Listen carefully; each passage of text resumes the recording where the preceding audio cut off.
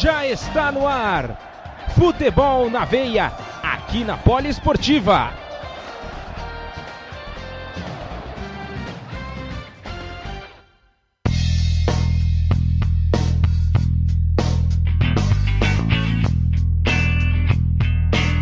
Opa! Chegamos para a 7ª edição do nosso programa Futebol na Veia aqui na Rádio Poliesportiva. Seja muito bem-vindo, seja muito bem-vinda. De pronto já peço para você, não deixe de dar like nesse vídeo, não deixe de compartilhar, né, o nosso link com o programa número 7 do Futebol na Veia aqui na Poliesportiva. Também tem o sininho para você ativar as notificações também, para você ficar sempre ligado, sempre com as notícias mais quentes que estão rolando pelo mundo da bola. Notícias da Ásia, Américas, Europa, tudo que você, Oceania, tudo que você precisa saber sobre futebol você encontra aqui no Futebol na Veia, na Rádio Poliesportiva.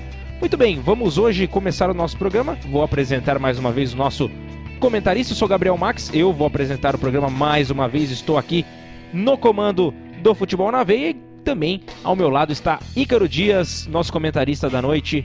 Muito obrigado pela sua presença mais uma vez. Eu que agradeço, Gabriel, agradeço você, ouvinte da Rádio Poliesportiva, e muita coisa legal de pra gente comentar, vários campeonatos mundo afora, também as Copas Continentais, que também a gente vai estar abordando no nosso programa Futebol na Veia, na sua 7ª edição. Muito bem, vamos começar da seguinte forma, vamos o país dos nossos hermanos, vamos falar sobre a Argentina, vamos conversar com Pedro Ferri, que traz o boletim, traz as informações do Campeonato Argentino, da Superliga Argentina, né? Pois ele então traz as novidades e a gente ouve agora aqui no Futebol na Veia.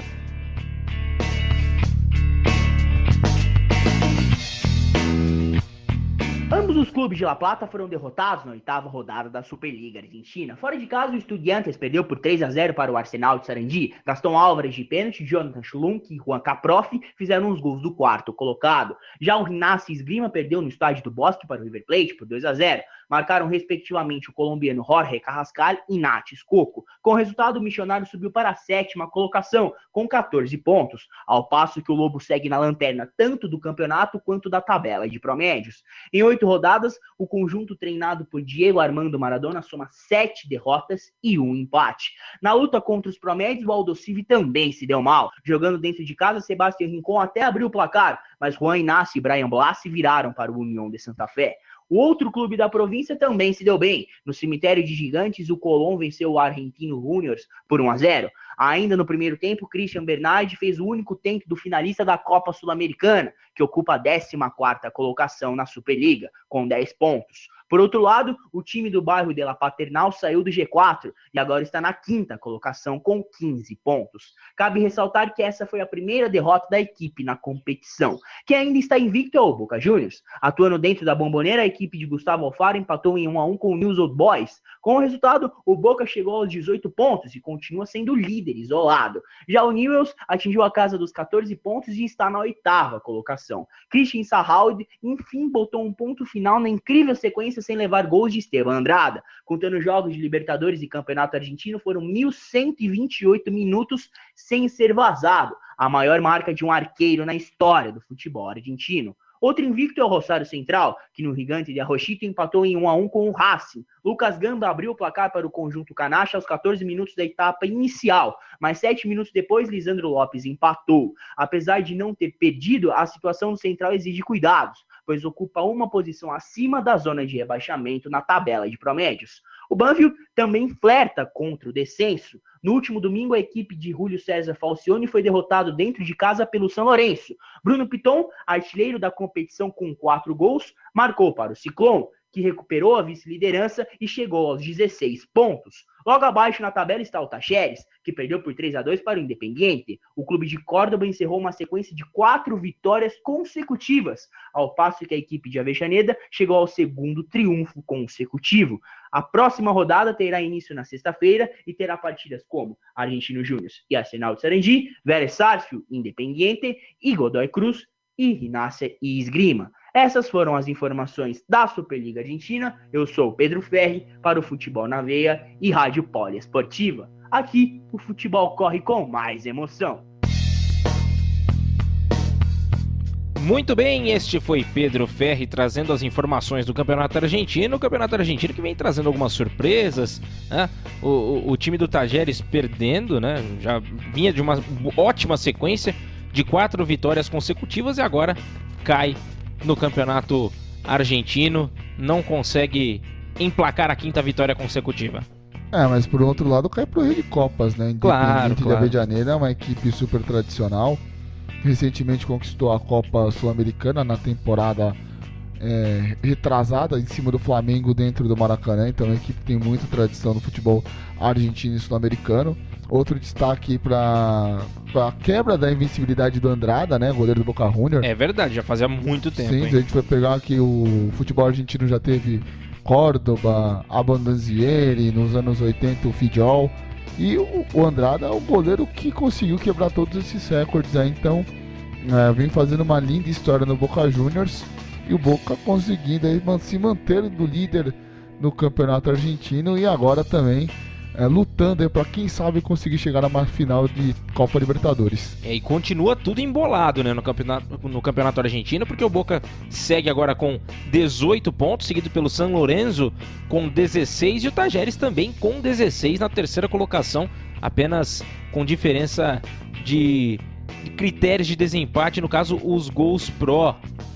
Isso mesmo, os gols pró que estão fazendo com que o time do Talleres fique abaixo, né, do time do San Lorenzo. Depois vem o Arsenal de Sarandi com 15, Argentinos Júnior também com 15, Lanús com 15 também, 3 times com 15 pontos, e depois mais 2 com 14, que é o River Plate na 7ª e o News Old Boys na 8ª colocação.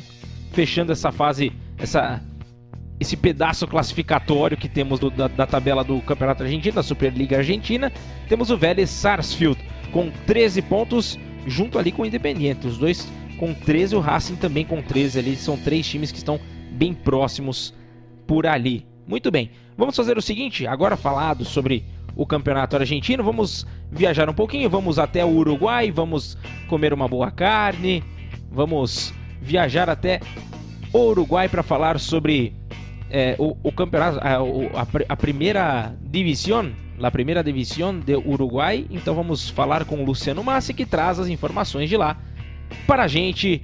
Muito bem, então Luciano Massi vem no Futebol na Veia aqui na Poliesportiva.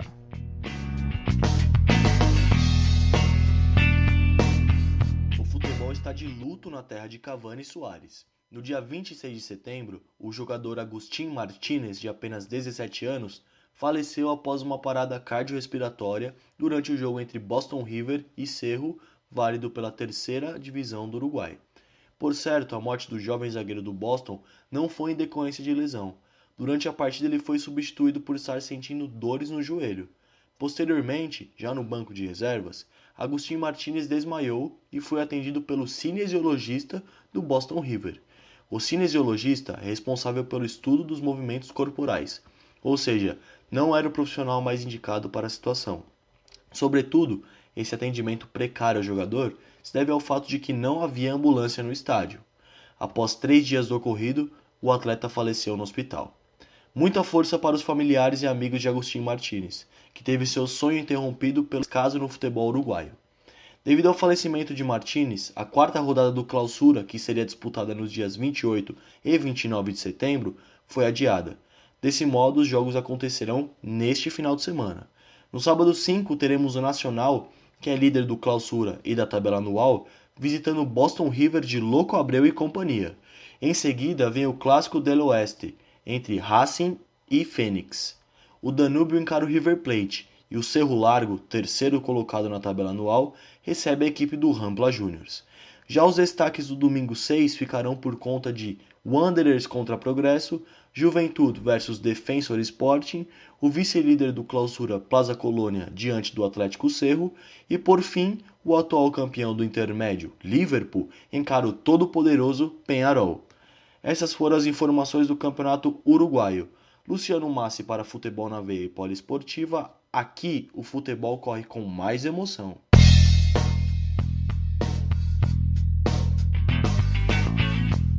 Rapaz, movimentada movimentado o campeonato uruguaio e infelizmente com uma notícia muito triste, né?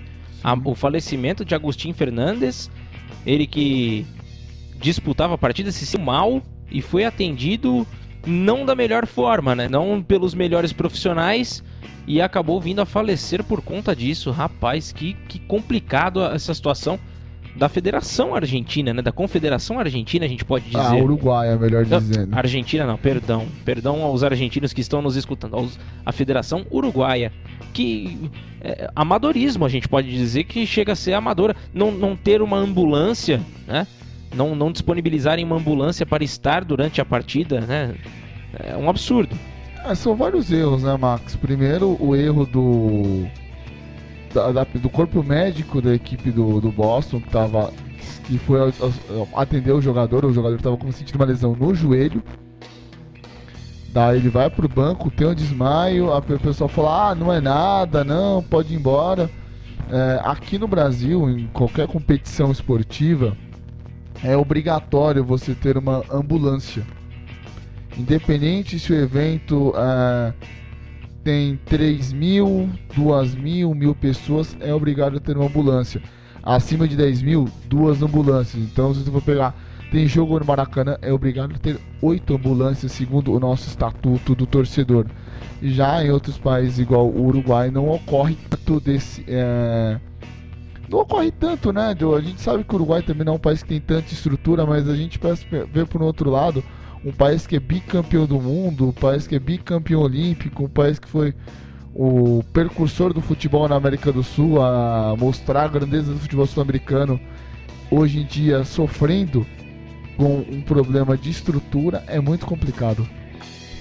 Inclusive no site do Futebol na Veia você pode acompanhar uma matéria que fala sobre justamente a morte do Agustín Fernandes, né? E o texto é de Eric Filardi, nosso companheiro de rádio poliesportiva também, né? E mostra esse amadorismo, né? Que se encontra o futebol uruguaio, né? Essa precariedade no momento que um jogador precisa de um acompanhamento médico, algo específico, né? Por conta de um mal súbito que ele sentiu por qualquer motivo, né? Fica difícil até de saber como que aconteceu isso daí, né? Os profissionais não souberam explicar da forma como aconteceu, então dificulta ainda mais, né? Muito. Se a gente for pegar exemplo de outras ligas, por exemplo, o futebol americano, o cara tente uma lesão, abre-se uma tendinha azul e fica lá e ocorre um check-up. Mesmo assim, se o cara se sentir bem, ele vai pro vestiário e ocorre um outro check-up. É um outro esporte, é uma outra estrutura. E a gente tem que pegar os bons exemplos e tentar implementar no nosso futebol. Coisa que não acontece no mundo. Tipo, tem uma lesão, cara, vai embora, vai pro vestiário, não tô bem, eu vou jogar. A FIFA não tem esse critério de observar os outros países e na parte de estrutura. Observa sempre na parte de transações financeiras, mas o que é importante é que você ter um grande espetáculo, infelizmente, a Federação Internacional de Futebol não vê nesse ponto. Lembrando que o jogador, né, ele tinha apenas 17 anos, né, jogador do Boston River, e à beira do gramado que ele acabou falecendo, né, para tristeza da família e também do futebol uruguaio, que segurou, né, inclusive a rodada. Fez bem. Claro, muito bem. E assim, fica muito escancarado o próprio Eric Filardi, ele teve há pouco tempo lá no Uruguai, e ele falou sobre isso. Quando eu mesmo tinha perguntado pra ele como que era lá e tal, ele falou que é tudo muito antigo no Uruguai, né? As coisas estão muito ultrapassadas, dá pra se dizer dessa forma. Ele fez alguns vídeos pro nosso Facebook, com certeza, pro nosso Instagram. E Instagram da Rádio Poliesportiva. É verdade. Então, assim, a falta de recurso financeiro, a falta de investimento no futebol e na sua estrutura é que acabam contribuindo para que fatos como esse aconteçam. Igual você pega o exemplo do estádio Centenário. O Centenário, quando foi construído em 1930, foi gastado $1 milhão. Naquela época era uma fortuna. E só uma correção, eu falei Agustín Fernandes, mas Agustín Martínez. Agustín Martínez, o nome do jogador falecido, zagueiro do Boston River. E até hoje não se ocorre uma reforma no Centenário. Por causa da tradição, tudo, mas são coisas que você precisaria reformar. Igual, se a gente for pensar bem, podemos ter a Copa do Mundo de 2030 entre Paraguai, Argentina e Uruguai. Já imaginou se não teria ambulância no evento FIFA? E olha que daqui 10 anos a gente pode ter essa Copa do Mundo. E se não tem ambulância, imagina outras coisas, né? Sim. Mais importantes até, imagina né? Como pro próprio acesso. país, a estrutura da saúde, complicado. saneamento, enfim. Muito difícil mesmo. Vamos aguardar, né?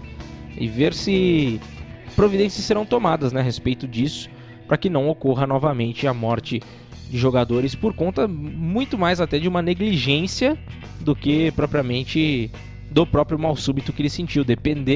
Claro que a gente não pode, né, dizer que ele ficaria bem, dizer que ele estaria salvo, porém se ele tivesse recebido um atendimento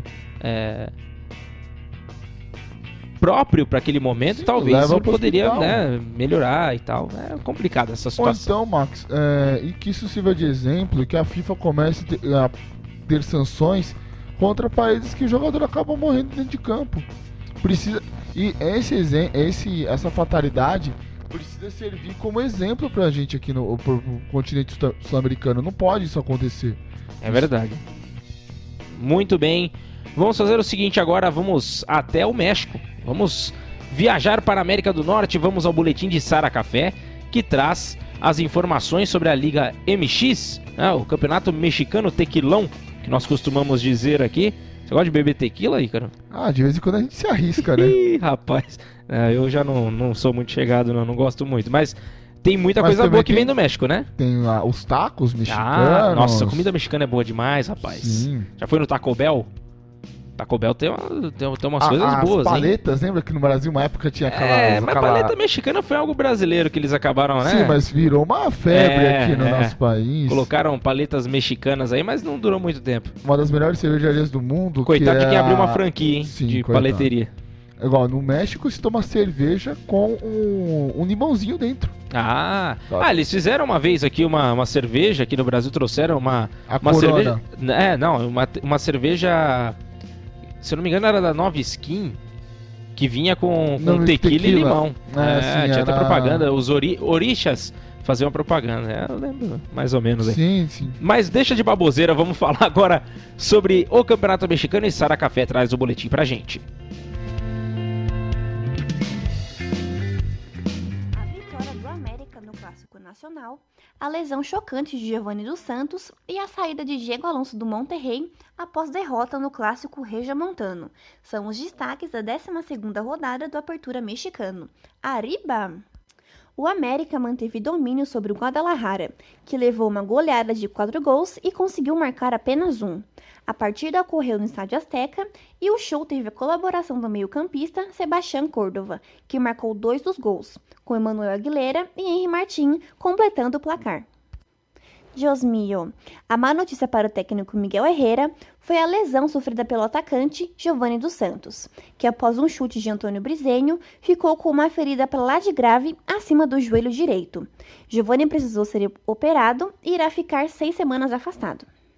Por outro lado, o Tigre saiu na frente após vencer o Monterrey no Clássico Nortenho, gerando consequências para o Monterrey com a saída de Diego Alonso do comando. A pressão já era grande e a derrota acabou sendo a gota da água. E como não há nada de ruim que possa piorar, a equipe de Los Rayados ficará sem o atacante Áviles Hurtado, que sofreu uma ruptura no tendão de Aquiles na perna esquerda. Já o Santos Laguna, mesmo perdendo para o Pumas, permaneceu líder do campeonato com 23 pontos. Além disso, o Veracruz está perto de terminar com 37 jogos sem vencer, já que conseguiu no último jogo contra o Luca apenas um empate. E o novo slogan do Veracruz é "Os humilhados serão exaltados". E a novidade é que Nicolás Castillo pode voltar às atividades com o América. Após ter sofrido uma lesão e ter perdido a maior parte do campeonato, essa semana voltou a treinar no campo. Essas foram as informações do Campeonato Mexicano. Eu sou Sara Café, futebol na veia e poliesportiva. Aqui o futebol corre com mais emoção. Rapaz, a situação do Veracruz realmente continua muito difícil. E eles estão até adotando isso no slogan deles agora, né? Os humilhados serão exaltados. Vamos ver quando, né? Precisamos esperar um pouquinho mais para saber quando que isso vai acontecer. E também tivemos a lesão gravíssima que o Giovanni dos Santos teve na coxa depois de uma entrada criminosa. Precisou passar por cirurgia e tudo mais, hein, Ícaro? Tudo bem que o Giovanni dos Santos não é aquele grande jogador, foi uma eterna promessa do Barcelona na época que o Ronaldinho Gaúcho ainda se destacava no Barcelona. Foi achavam contemporâneo que... no Messi. Sim, foi contemporâneo, ele mais ou menos na mesma época ali que eles apareceram pro futebol, e se esperava muito, né, que ele fosse até um sucessor do Ronaldinho Gaúcho, o Giovanni dos Santos. Tinha o cabelo longo, todo estiloso, mas infelizmente não conseguiu desempenhar Tem parentes brasileiros, se eu não me engano. O pai dele é brasileiro. Tem alguma coisa assim, depois eu preciso saber mais a fundo, mas tem sangue brasileiro correndo nas veias também do Giovanni dos Santos. Agora, a questão do Veracruz é complicada. Em 11 rodadas, 3 empates e 8 derrotas é uma situação muito complicada para administrar. Lembrando que no México são franquias, né? As equipes, igual segue o modelo norte-americano, então eu não sei dizer se ocorre eu sei que tem uma segunda divisão no México, só que eu não sei como que eles fazem para subir ou não. Você citou o número de 37 jogos sem vitórias, correto? Da equipe do Veracruz. Então, eu não sei como que funciona, se eles pagam para ficar na primeira divisão, como funciona, que a América do Norte, o futebol é completamente diferente em qualquer lugar do mundo. Apesar deles terem o Apertura e o Clausura, assim como outros campeonatos sul-americanos, né, que adotam esse tipo de campeonato, há essa dúvida ainda com relação a quem fica na primeira divisão, quem Aliás, sai. É uma boa pergunta pra gente fazer pra Sara no próximo programa. Pro próximo a gente deixa então essa perguntinha, se ela puder trazer pra gente, a gente fica ainda melhor informados para poder falar. O fato é que o Veracruz tem 3 pontos, todos os pontos conquistados foram por empates, então foram 3 empates apenas, 8 derrotas e nenhuma vitória do time do Veracruz, e o Santos Laguna segue na liderança do Apertura mexicano com 23 pontos. O Querétaro que caiu muito, né? O Querétaro estava liderando, estava se segurando, agora já está na 6ª colocação. Tudo bem que a margem de pontos ainda não é tão grande, né? Mas a sequência de 2 derrotas do time do Querétaro já fazem com que o alerta vermelho seja ligado aí para não sair dessa zona de classificação, né? E bem ligado. E outra informação interessante, Max, que semana retrasada, a gente estava comentando assim sobre mídias sociais, que o Flamengo tem a maior mídia social do mundo, ou a mais ativa no último ano. No México, o futebol do feminino, a equipe da América do México e a do Tigre estão no top 5 das equipes mais citadas em relação ao futebol feminino no mundo. Que legal, hein? Só perdem para a equipe do Corinthians, que é a número 1, e a equipe do Orlando Pride, que é o time que a Marta joga. Muito bem. Óbvio que quanto mais fomentado é o futebol feminino, mais vão crescer ainda, né? As menções, os próprios perfis dos clubes, né, que tem o futebol feminino também atrelados à sua entidade. Então, que cada vez mais esse número possa crescer, né, Ícaro? Exatamente. A gente que no último final de semana tivemos ao final do Brasileiro, cujo qual a Ferroviária se sagrou campeã brasileira do futebol feminino. Então isso dá mais força para a divulgação do esporte entre as mulheres. Na Europa tá rolando a Champions League feminina, que já é um grande sucesso. Recentemente tivemos a final da Europa, do europeu, né? Que deu vaga para a Copa do Mundo, onde a Holanda, simbolizando as cores da Rádio Poliesportiva, foi campeã da Eurocopa feminina. Então tem que valorizar muito, e o México sabe trabalhar como ninguém esse lado do futebol feminino. Muito bem, vamos agora rapidamente numa viagem breve, né? Vamos agora falar sobre a MLS, a Major League Soccer, né? O campeonato norte-americano de futebol. Do soccer, né? Vamos deixar bem claro aqui. O futebol é outra coisa pros americanos. O futebol é aquele outro, né? Aquele cheio de equipamento, cheio de capacete, esses negócios todos. Joga pro alto e reza. Isso, enfim, né? Temos que minuciosamente falar sobre o soccer, né? Vamos deixar dessa forma. Então o Juan Silva traz as informações a gente volta para comentar também sobre a Major League Soccer. O Los Angeles FC caminha para uma temporada histórica na Major League Soccer. A equipe da Califórnia pode estabelecer um novo recorde de pontos ganhos na temporada regular. Com 69 pontos, ainda assim, o recorde pode ser quebrado no jogo que encerra a temporada regular. O clube californiano pode chegar a 72 pontos em caso de vitória. O recorde é do New York Red Bulls, que na temporada passada fez 71. Ainda falando do Los Angeles FC, Carlos Vela igualou o recorde de mais gols feitos em uma temporada regular da MLS. O mexicano abriu o placar para o seu time diante do Minnesota United com um golaço.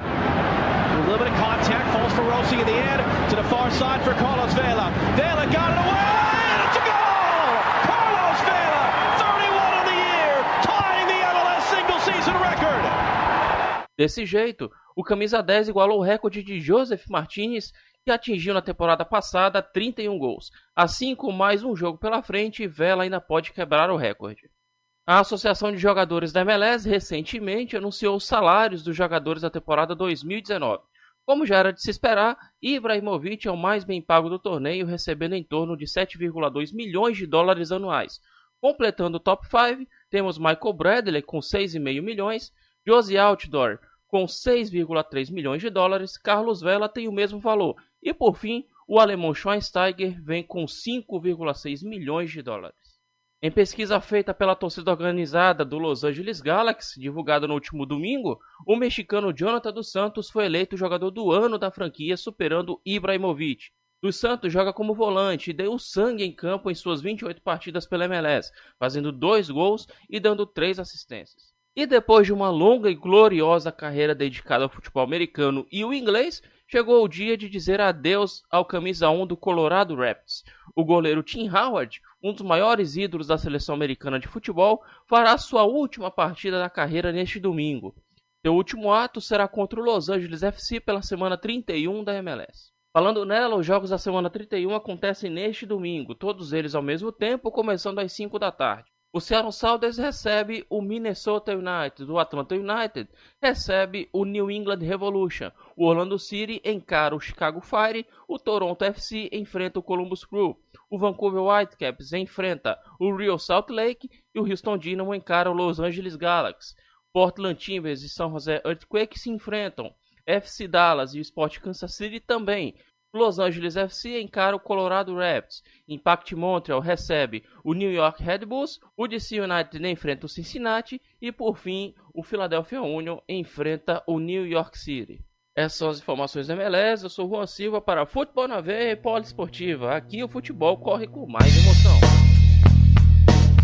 Aqui o futebol corre com mais emoção, falando sobre Major League Soccer, que segue na sua Conferência Leste com o New York City na primeira colocação com 61 pontos, seguido do Atlanta United com 55 e o Philadelphia Union também com 55. Depois do DC United, New York Red Bulls, o Toronto e o New England. E pelo lado da Conferência Oeste, nós temos o Los Angeles FC com 69, Minnesota com 53, o Seattle Sounders com 53 também, né? Os dois times com 53 pontos. Depois vem o Los Angeles Galaxy na quarta colocação, Real Salt Lake com 50, Portland Timbers com 46 e o FC Dallas com 45 na sétima posição. São as zonas classificatórias tanto da Conferência Leste quanto da Conferência Oeste, Ícaro Dias. E o Dallas não tá garantido ainda não, viu, Marcos? Não, ainda não. Tá tudo embolado ali, porque o próprio Portland Timbers está com 46 pontos, né? Então o Dallas pode até superar, por exemplo, numa próxima rodada. Porém, outros times já estão no encalço do Dallas, né? Tem o San Jose Earthquakes e depois o Colorado Rapids, né? Com 44 e 42 pontos, respectivamente. O Colorado, que é o time do Tim Howard, vai ter uma grande pedreira, que é o Los Angeles FC. E a despedida, né, do Tim Howard, né? Tim Howard que jogou muito na Copa de 2014 com a seleção norte-americana. É verdade. Quase consegue tirar a seleção da Bélgica nas oitavas de final num jogo na Arena Pernambuco. Uma chuva danada, Tim Howard pegando muito o arqueiro da seleção norte-americana. E o destaque, né? O Ibra, sempre o Ibra sendo o maior jogador, o maior salário da Major League Soccer. Só que ele não é o mais querido do Los Angeles Galaxy, né? O irmão primo do Giovanni dos Santos. Eu não me recordo o grau de parentesco. Mas tá na família. Mas é da família também. É o jogador mais querido, o Jonathan dos Santos. Então fica esse recado. E muitos argentinos, né, já que recentemente o Pedro Ferri falou no nosso programa, muitos especulam do Ibra jogar pelo Boca. O presidente falou, a gente tem condição de pagar o salário dele. Mas será mesmo que com a Argentina em crise consegue pagar um salário de quase 8 milhões? Só falando sobre o Jonathan dos Santos, ele é irmão realmente do Giovanni dos Santos, então tá ali bem próximo mesmo. Pode complementar, aí desculpa até o Não, tranquilo. 8 milhões de dólares, será que o Boca consegue pagar esse salário pro Ibra vir jogar? Olha, eu já adianto pra você, não consegue. O futebol argentino não vai ter essa bala pra conseguir pagar. Só se ele liberar um cara como o Tevez, não pagar mas aí eu acho difícil, hein? Se você pode formar um ataque com Ibrahimovic e Tevez revivendo ali mais ou menos. Eu não sei se eles chegaram a jogar no Manchester United na época. Não chegaram a jogar juntos, porém, ambos foram atacantes, né? são mais ou menos contemporâneos ali. Então, você liberar um jogador como o Tevez para ter o Ibrahimovic, não sei se é também tão um negócio assim, né? Se você for perder tanto em qualidade para fazer essa dupla com ele, acho que não é muito bom negócio. Não, sinceramente, o Boca, como você bem citou, não tem essa condição. Mas que custa sonhar, né? Sonhar não custa nada. Não paga imposto, né? Também não paga imposto. Mas o Ibra, acho que ele quer mesmo terminar a carreira nos Estados Unidos. Eu não vejo ele voltando pra Europa ou até se aventurando na América do Sul. Tem muita gente que fala, se ele seguir os passos do Ronaldo, ele pode se aposentar no Corinthians, mas aí é piada, é sonho de torcedor. Como diria... Mas também foi sonho o Ronaldo jogar no Corinthians e o Ronaldo jogou também, né? Vai saber, né? Às vezes o cara no final da carreira, às vezes o cara, né, quer respirar áreas diferentes. Às vezes a pessoa quer seguir tantos passos do ídolo que às vezes acaba seguindo o mesmo time do ídolo. Como dissemos há pouco, sonhar não paga imposto, né? Então, vamos aguardar, quem sabe um dia. É free, my friend. Muito bem. Vamos agora fazer uma pausa no nosso Futebol na Veia, a gente volta. Vamos agora a um rápido intervalo, já a gente volta para poder falar um pouco mais e viajar, né? Vamos pelo mundo da bola, vamos viajar mais um pouco, vamos falar sobre o futebol asiático, então aguarde, daqui a pouquinho a gente volta com o Futebol na Veia, na Rádio Poliesportiva, aqui o futebol corre com mais emoção.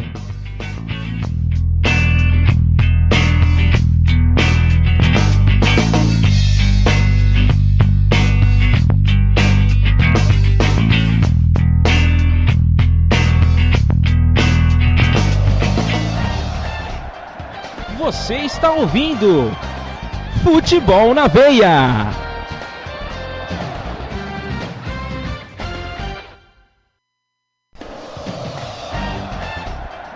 Você está ouvindo Futebol na Veia.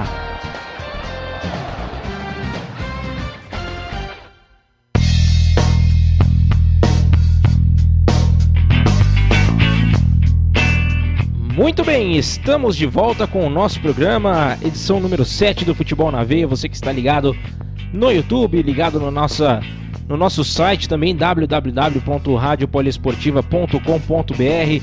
Não esqueça de participar também das nossas mídias sociais, Facebook, Instagram e Twitter. Depois a gente vai informando melhor, mas vamos passar rapidamente. facebook.com/radiopoliesportiva, no Instagram é @Rádio Poliesportiva e no Twitter @RPoliesportiva, então tudo ligado. E no YouTube, se você for procurar pelo nosso programa, agora modificou ali na busca, coloca só Poliesportiva, você vai achar o nosso canal com os nossos programas desde a primeira edição, né? Você vai encontrar os nossos programas disponíveis na plataforma de streaming. Muito bem, vamos seguir, vamos dar prosseguimento ao nosso programa, vamos falar sobre o futebol chinês. Leonardo Abraão traz pra gente o que de melhor aconteceu no futebol chinês, lembrando que teve uma pausa gigantesca aí no campeonato chinês, e o Leonardo Abraão vai explicar um pouquinho melhor como que está rolando a bola lá pela China, tá bom? Então vamos escutar o que tem a dizer o Leonardo Abraão. Depois do encerramento da 25ª rodada da Superliga Chinesa, no último dia 22/9, o único jogo que tivemos posteriormente foi no dia 26, em uma partida atrasada da 23ª rodada entre Xangai Shenhua e Shenzhen. Na ocasião, o time da casa acabou vencendo por 2-1 e se afastou um pouco da zona de rebaixamento. Agora a Superliga Chinesa dá mais uma pausa e só retorna no dia 18 de outubro. Enquanto isso, nessa última quarta-feira, o Guangzhou Evergrande representou a China no primeiro jogo das semifinais da AFC Champions League da Ásia. No Japão, o time acabou derrotado pelo Urawa Red Diamonds por 2-0 e agora leva essa desvantagem para casa e tentará revertê-la no próximo dia 23. Agora falando sobre a seleção chinesa, antes do retorno da Superliga, a seleção entra em campo em 2 jogos das eliminatórias da Copa do Mundo de 2022 no Catar, um contra Guam e outro contra as Filipinas. O ex-brasileiro Elkson está convocado, assim como o atacante do Espanhol de Barcelona, o Lei. Essas foram as informações do futebol chinês. Eu sou Leonardo Abrão para o Futebol na Veia e Poliesportiva. Aqui o futebol corre com mais emoção. Corre com mais emoção, mas na China tá mais parado do que andando, né? Você tinha falado da pausa, voltou, parou de novo. Mais uma pausa aí. Agora até o dia 18 aí vamos aguardar pelo futebol chinês. No próximo Futebol na Veia que vai voltar o campeonato chinês. Não, no próximo não. No outro que a gente vai ter os resultados já. Que daí a próxima semana é semana data FIFA, né? Isso mesmo. Rapaz... Que fase! E sobre a seleção chinesa nas eliminatórias, o que dizer sobre Elkson, dito pelo nosso repórter Leonardo Abraão, ex-brasileiro, e aí? Ex-brasileiro ele não é, né? Dupla nacionalidade, né? Vamos deixar dessa forma, sim, né? Fica melhor, né? O cara vem... Será que ele renegou, que ele não quer ser mais brasileiro? Pode ter acontecido também, hein? O cara vem curtir férias aqui no Brasil. Você acha que o cara não vem gastar o dinheiro que ele tá conquistando lá fora aqui? Você acha que ele não vai querer levar um feijãozinho pra casa dele lá? Ele que... Salvador, ele vai querer levar farinha. Uma farinha, um vatapá, uma acarajé, essas coisas. Não, imagina. O que fica o destaque é pra derrota do Guangzhou perante o Red Diamonds. Trava-língua, né? É difícil. O Red Diamonds, né? O Urawa Red Diamonds. Urawa Red Diamonds, olha que beleza. Que maravilha. Vai treinando. Repita isso como um mantra todos os dias na sua vida. Até o Futebol na Veia edição número 100 eu acerto. Que beleza. Então vamos que vamos. Mas essa derrota do Guangzhou, uma derrota que ninguém imaginava, ainda mais perdendo do 2-0 atuando no Japão. E agora tem que fazer 3-0 para garantir a vaga na grande final da Champions League da Ásia, o torneio esse que vale vaga para o Mundial. Então vamos ver como que vai se comportar essa equipe do Guangzhou, que também está pressionada no campeonato chinês, né? O Beijing Guan tá na cola ali com 58 pontos, o Xangai SPG também com 56, então tá aberto o título do campeonato chinês, que o Guangzhou tava com 5 pontos de vantagem, agora só tá com 1. E a Champions da Ásia já deu uma azedada no pagode, viu? Vamos aguardar, ainda pode ser revertido, mas resultado complicado, né? Ainda mais jogando em casa. Catastrófico. Catastrófico. Não, foi fora de casa, a derrota do... Não, pra resolver agora em casa, né? Pra resolver agora em casa. Ainda tem esse lampejo ainda por conta de ter a sua torcida por perto, mas mesmo assim é dificílimo, né? E no último jogo já tinha sofrido contra a equipe do Kashima Antlers. Já tinha sofrido para garantir a classificação em cima do Kashima, agora sofre de novo contra mais uma equipe japonesa. Em tons dramáticos nós temos a Champions League asiática neste momento para os chineses. Muito bem, falamos sobre os chineses, agora vamos falar sobre os japoneses. Se a gente já mencionou sobre essa fase final da Champions da Ásia, vamos agora viajar até o Japão. Vamos falar com Rafael Regis, que traz o boletim com o gongo, sempre com o gongo, agora começando... Padrão? Padrãozinho, padrão FIFA de qualidade, né? Vamos agora com Rafael Regis, que traz as informações da J-League, o campeonato japonês. Então, daqui a pouquinho a gente comenta um pouco mais sobre o futebol na Terra do Sol Nascente.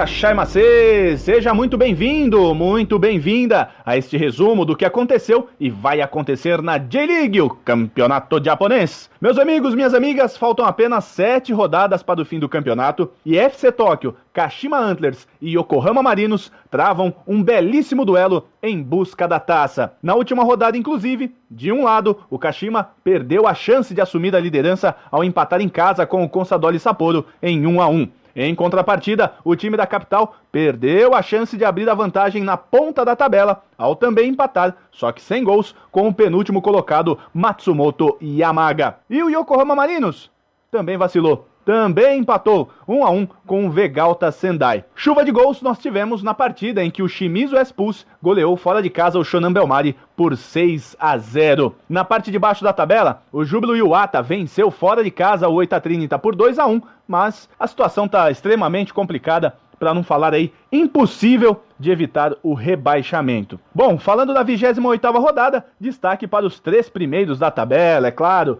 e todos eles jogam fora de casa. O Yokohama enfrenta exatamente o lanterna Júbilo Iwata. O FC Tóquio duela contra o Sagantoso, ambos os jogos no sábado, às 2 da madrugada, pelo horário de Brasília. Já o Kashima Antlers entra em campo no domingo para enfrentar o Cerezo Osaka às 3 da madrugada. A abertura da rodada acontece na sexta-feira, com Gamba Osaka e Consadole Sapporo. No sábado, teremos Nagoya Grampus e Oita Trinita, Vegalta Sendai e Matsumoto Yamaga, Sanfrecce Hiroshima e Vissel Kobe. A rodada se completa no domingo com Urawa Red Diamonds e Shimizu S-Pulse, Shonan Bellmare e Kawasaki Frontale. Vamos ao gol da última rodada? É dele, o brasileiro Serginho, que fez o gol de empate diante do Consadole Sapporo, evitando a derrota do vice-líder da J-League.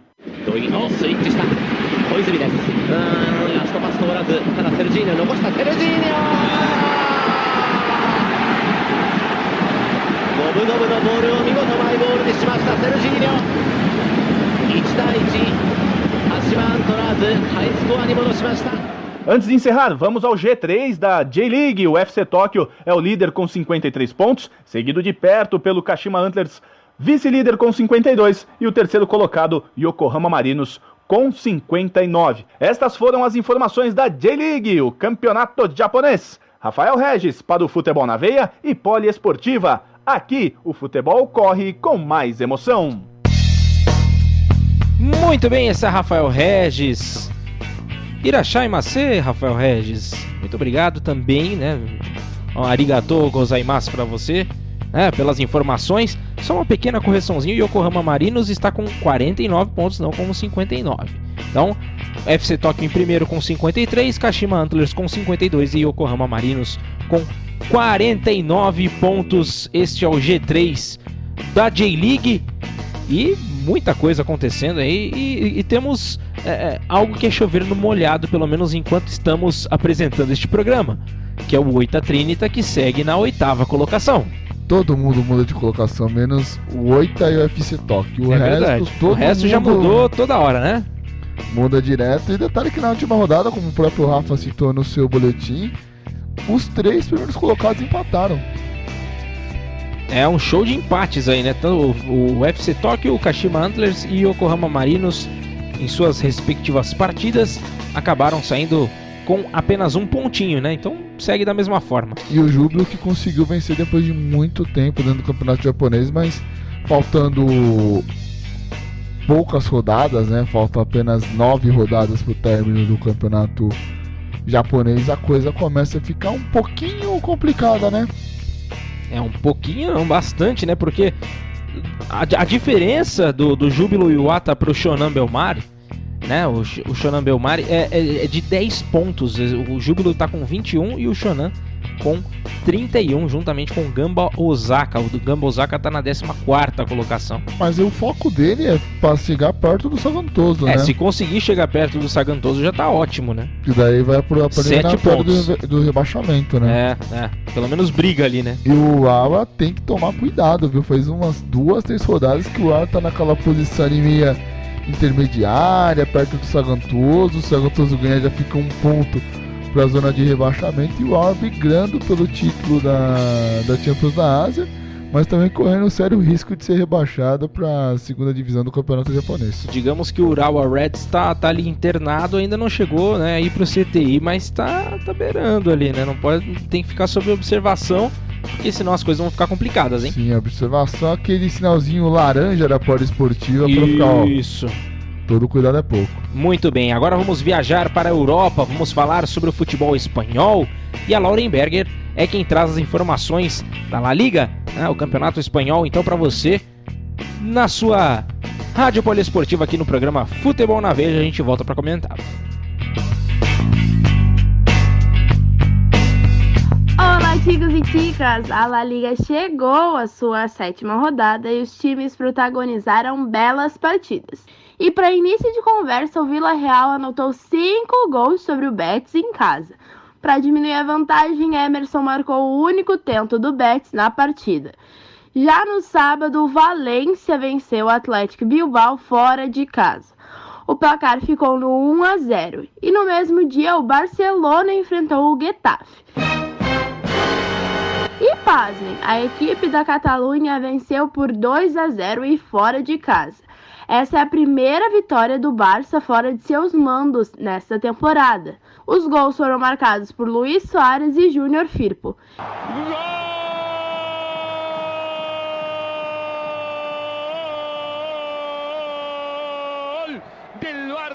Finalmente la pegada de Firpo. Já jogando em casa, o Granada explodiu tudo.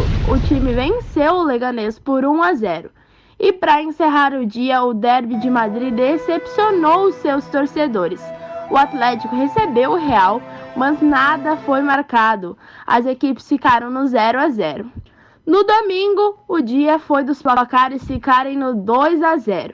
O Real Valladolid venceu o Espanhol com Herrero e Oscar Plano marcando. E ainda o Eibar contou com um tento de Edu Esposito e outro de Orellana e venceu o Celta. Lucas Pérez e Joselu fizeram a sua parte, fazendo com que o Alavés se desse melhor na partida contra o Mallorca. Marcando logo no início do duelo, o Levante não segurou a pressão e empatou com o Osasuna por 1-1. E por fim, o Sevilha encarou o Real Sociedad. Jogando em casa, Nolito, Lucas Ocampos e Franco Vázquez marcaram. Porém, o Sociedad não ficou para trás e marcou 2 gols. Sendo assim, o confronto acabou no 3-2. Na tabela, o Real Madrid aparece na liderança. O time que ainda não perdeu nenhum duelo conta com 15 pontos. Já na zona da degola, Espanhol, Mallorca e Leganés tentam escapar do rebaixamento. Já em entrevista, Messi culpou a pré-temporada e a falta de uma base de treinamento como os vilões do mau início que o Barça faz. E já no Real Madrid as coisas podem esquentar. De acordo com o Daily Star, Florentino Pérez estaria dando uma de rebelde. O presidente quebrou sua promessa com Zidane e estaria se metendo demais nos assuntos. Mesmo vetou Pogba e teria forçado a saída de Sérgio Ramos do plantel. E era isso por hoje, chiquitos. Essas foram as informações do Campeonato Espanhol. Eu sou Lauren Berger para o Futebol na Veia e Poliesportiva. Aqui o futebol corre com mais emoção. Adiós, muchachos. Muitas gracias, Lauren. Obrigado pelas informações. Tá pegando fogo tanto no Barcelona quanto no Real Madrid. As coisas não estão da melhor forma, principalmente no que se diz respeito à diretoria, né? O futebol espanhol está explodindo. Está explodindo, assim como o Granada, que é o segundo colocado do Campeonato Espanhol. E que está muito bem, obrigado.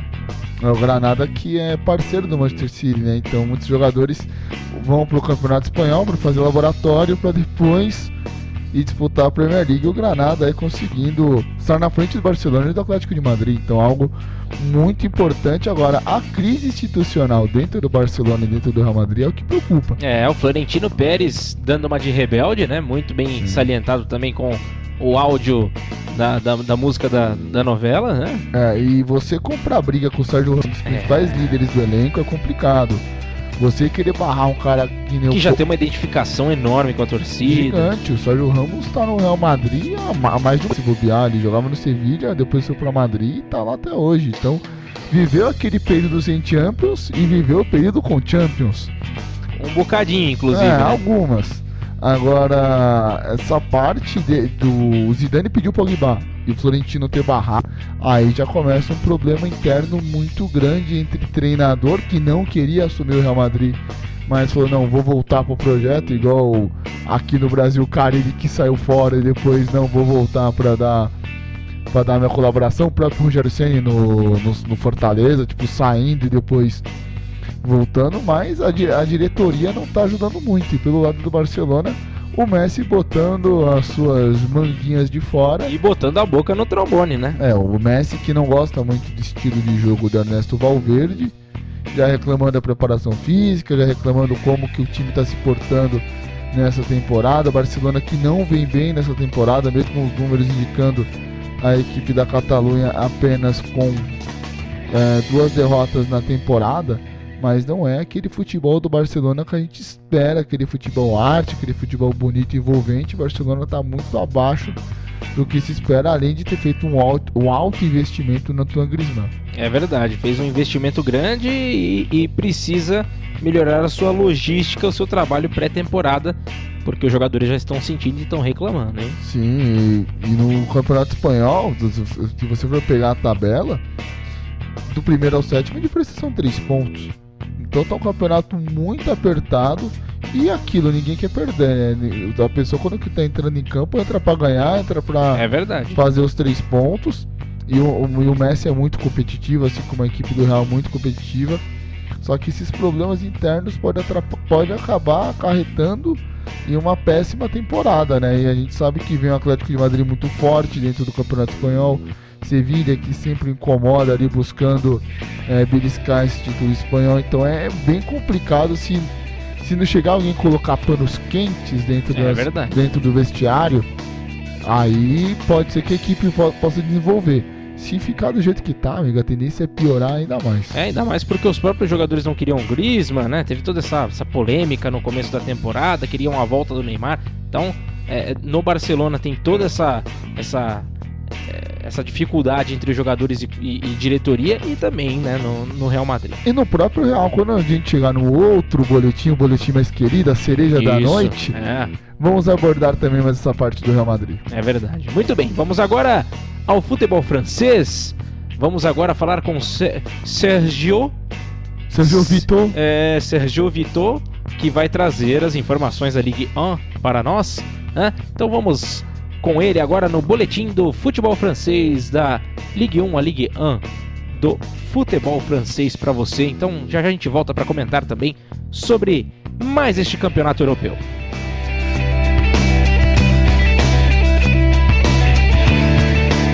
Salut, como va-t-il? Companheiros ligados na Rádio Poliesportiva, mais uma semana. Eu, Sérgio Vitor, trago as novidades do campeonato francês. A 8ª rodada começou no sábado. O Lyon recebeu o Nantes e adivinha o que aconteceu? Vitória do time visitante. Mais uma vez o Lyon jogou mal e acumulou outra partida sem vencer na competição. O treinador do clube, o brasileiro Silvinho, já balança no cargo após somente 4 meses na equipe. Também no sábado, o PSG visitou o Bordeaux. Após perder no meio da semana, o time de Paris estava pressionado, mas agiu naturalmente. A vitória foi magra, assim como as últimas. Igual também foi o nome do gol. Dele, Neymar novamente marcou e manteve a liderança do PSG. Após vencer a primeira partida na Ligue 1 só na 7ª rodada, o Mônaco encontrou de vez o caminho da vitória. Aplicou uma goleada de 4-1 no Brestois e zarpou da zona de rebaixamento. O vice-líder, Angers, empatou com o Amiens jogando em casa e perdeu a oportunidade de ter o mesmo número de pontos do PSG. Além do Lyon, outro time grande vive péssimo momento na França.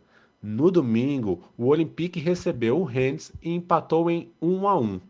Com o resultado, a equipe da cidade de Marselha se distanciou do pelotão da frente da competição, que é composto por PSG na liderança, Angers logo atrás e fecha com Nantes e Lille. Na próxima rodada, a de número 9, líder e vice-líder se encontram para medir forças no Parque dos Príncipes. o Olympique tenta tirar a zica na sexta-feira, quando abrirá a rodada com o Amiens. O Mônaco tenta embalar de vez no domingo, quando visitará o Montpellier. Pressionado, o treinador Silvinho colocará o Lyon em campo também no domingo para enfrentar o Saint-Étienne. E então, Ícaro Dias e Gabriel Max, será que o Lyon e o Olympique recuperam forças no campeonato nacional? Até mais, meus queridos ouvintes. Fiquem ligados que semana que vem estarei aqui novamente para mantê-los bem informados. Eu sou Sérgio Vitor, Rádio Poliesportiva e Futebol na Veia. Aqui o futebol corre com mais emoção. Este foi o boletim de Sérgio Vitor e com pergunta para nós, falando sobre essa situação do Olympique e do Lyon, né? Aliás, o Olympique de Marseille e o Olympique de Lyon, né? Então temos situações parecidas, semelhantes, em que Silvinho não consegue fazer um bom trabalho no time do Lyon, né? E o Olympique também, né? Fazendo uma campanha ruim neste início de campeonato. Claro que tem muita bola para rolar ainda no campeonato francês, mas nesse começo aí já começa a ficar deficitário já o negócio e pode já ligar o alerta já, porque senão as coisas vão ficar cada vez piores. Respondendo a pergunta do Messier. Mas eu acho que consegue. Só respondendo aqui primeiramente, já dando a minha opinião, né? Acho que dá pra mudar essa visão, né, de campeonato ainda. Não brigar somente pra não cair, mas sim alçar voos maiores dentro do campeonato. Respondendo agora a pergunta de Messier Sérgio. Isso. O Croissant tá pegando fogo na equipe do Lyon. Deixaram o abajur ligado há muito tempo. O negócio tá complicado. O francês não tá com aquele cheiro bacana. A conta chega, né? A conta chega. Porque o Lyon tem no trabalho do Juninho Pernambucano como diretor da equipe. Logo no primeiro jogo trouxeram uma faixa, aqueles mosaicos maravilhosos da Europa. E tá apostando no trabalho do Juninho. Só que tudo depende do tempo do trabalho do Silvinho. O Silvinho tá pegando o início de trabalho, o primeiro time que ele treina na Europa, então precisa dar um pouco de tempo a ele. Lógico, tá numa situação, tá um ponto atrás da zona de rebaixamento, tem um ponto por rodada. É uma situação que preocupa, mas eu acredito que o vai para desenvolver, tem que esperar até a janela de janeiro para ver se o Lyon não vai contratar ninguém e para ver se também se o Silvinho vai ter um tempo agora nessa parada para data FIFA para tentar acertar um pouco mais essa equipe do Lyon. E por outro lado, a equipe do Olympique de Marseille não tá tão ruim. Se a gente for pegar os números, ela tá 3 pontos do Angers, que é o segundo colocado no campeonato francês. E na próxima semana pode encostar, caso o PSG vença a equipe do Angers dentro do Parque dos Príncipes, algo que não seria nenhuma novidade. Mas também tem um lado, o Remy também venceu a equipe do PSG alguns jogos atrás, lá jogando no Parque dos Príncipes. Então a gente não sabe como que vai se portar essa equipe do PSG, como que vem do desgaste da viagem para a Turquia, né, onde encarou a equipe do Galatasaray. Então são coisas que a gente tem que avaliar muito no campeonato francês, mas o Olympique de Marseille para mim não está tão em crise conforme o Sérgio citou, ainda mais que está contando também com um pouco do período de adaptação do Serral Benedetto. É verdade, tem ainda a adaptação do Dario Benedetto, então vamos aguardar, ainda tem coisa. E agora, o Mônaco também segue ali juntamente com o Lyon a perigo, né? Mas o Mônaco venceu, o Mônaco demorou muito para vencer, e quando venceu aplicou 4-1 no Bestoir. Conseguiu 2 vitórias consecutivas, já está começando a acordar no campeonato. Tanto, né? Que ele venceu e jogou o Bestoir para a zona de rebaixamento do francês. Zona de rebaixamento não. O playoff do rebaixamento do francês. Isso, exatamente, né? O Stade Brestois, né? O time que está na 18ª colocação. Depois, sim, na zona de rebaixamento, o Sienne e o Dijon, né? Ali na zona de rebaixamento. São essas equipes que estão por ali. 2 caem direto e o outro time que fica ali na 18ª colocação vai para essa fase, podemos dizer, desclassificatória ou classificatória? Eu acredito que classificatória. Classificatória, né? Independente do campeonato, né? Isso aí. Porque se a gente for pegar a parte do Olympique de Marseille, que é a equipe que da segunda a pergunta do próprio Sérgio Vitor, é uma equipe que vem num desenvolvimento nos últimos anos. Tem um investimento um pouco maior dentro do campeonato francês. Agora a gente também observando a tabela de classificação, não tá tão longe para quem briga por Liga Europa, para quem briga por Champions League. O próprio time do Silvinho tá atrás 5 pontos. Então não tem tanto. Lógico, fica preocupado porque tá um ponto atrás do rebaixamento, tá no meio de tabela. Só que o futebol, como diz o Luxemburgo, não é uma química que você mistura os dois elementos e dá uma fórmula mágica, tá certo? Você tem que trabalhar e você precisa de tempo. É gradativo. É gradativo, você precisa de tempo pra deixar a equipe numa melhor forma física, no esquema de jogo que consigam compreender a ideia do treinador, que os jogadores comprem a ideia do treinador. Então tá muito cedo pra você avaliar qualquer coisa num continente europeu, lembrando que estamos o que? No francês é a 8ª rodada, tá muito cedo ainda. Tá bem cedo ainda. Vamos viajar agora, vamos até a Alemanha, vamos falar sobre Bundesliga, e quem traz as informações pra gente é Maria Luísa Araque, ela que tá sempre ligada no campeonato alemão, e você fica bem informado no boletim dela mesma, da Maria Luísa Araque. A sexta rodada da Bundesliga contou com resultados extremamente vantajosos para os clubes visitantes. Na sexta-feira, o Frankfurt visitou e venceu o Union Berlin pelo placar de 2-1, dando início à saga de má sorte dos donos da casa. Na manhã de sábado, todos os mandantes se deram mal. O RB Leipzig recebeu o tradicional Schalke 04 e acabou surpreendido. No final, os azuis garantiram a vitória pelo placar de 3-1 e conseguiram dar fim à liderança do clube da Red Bull. Além disso, Wolfsburg, Bayer Leverkusen e Borussia Mönchengladbach foram outros 3 visitantes que garantiram a vitória. Simultaneamente ao tropeço do Leipzig, o Bayern de Munique visitou o Paderborn e fez o dever de casa. Com mais uma bela atuação do brasileiro Philippe Coutinho, os bávaros conquistaram a liderança. Coutinho marcou e deu assistência para Gnabry, que foi o responsável por abrir o placar. No finalzinho, Robert Lewandowski fez jus à fama de artilheiro e também deixou sua marca. Quem não teve a mesma sorte foi o Borussia Dortmund. Após um bom início de campeonato, os aurinegros agora vêm de uma fase um pouco conturbada.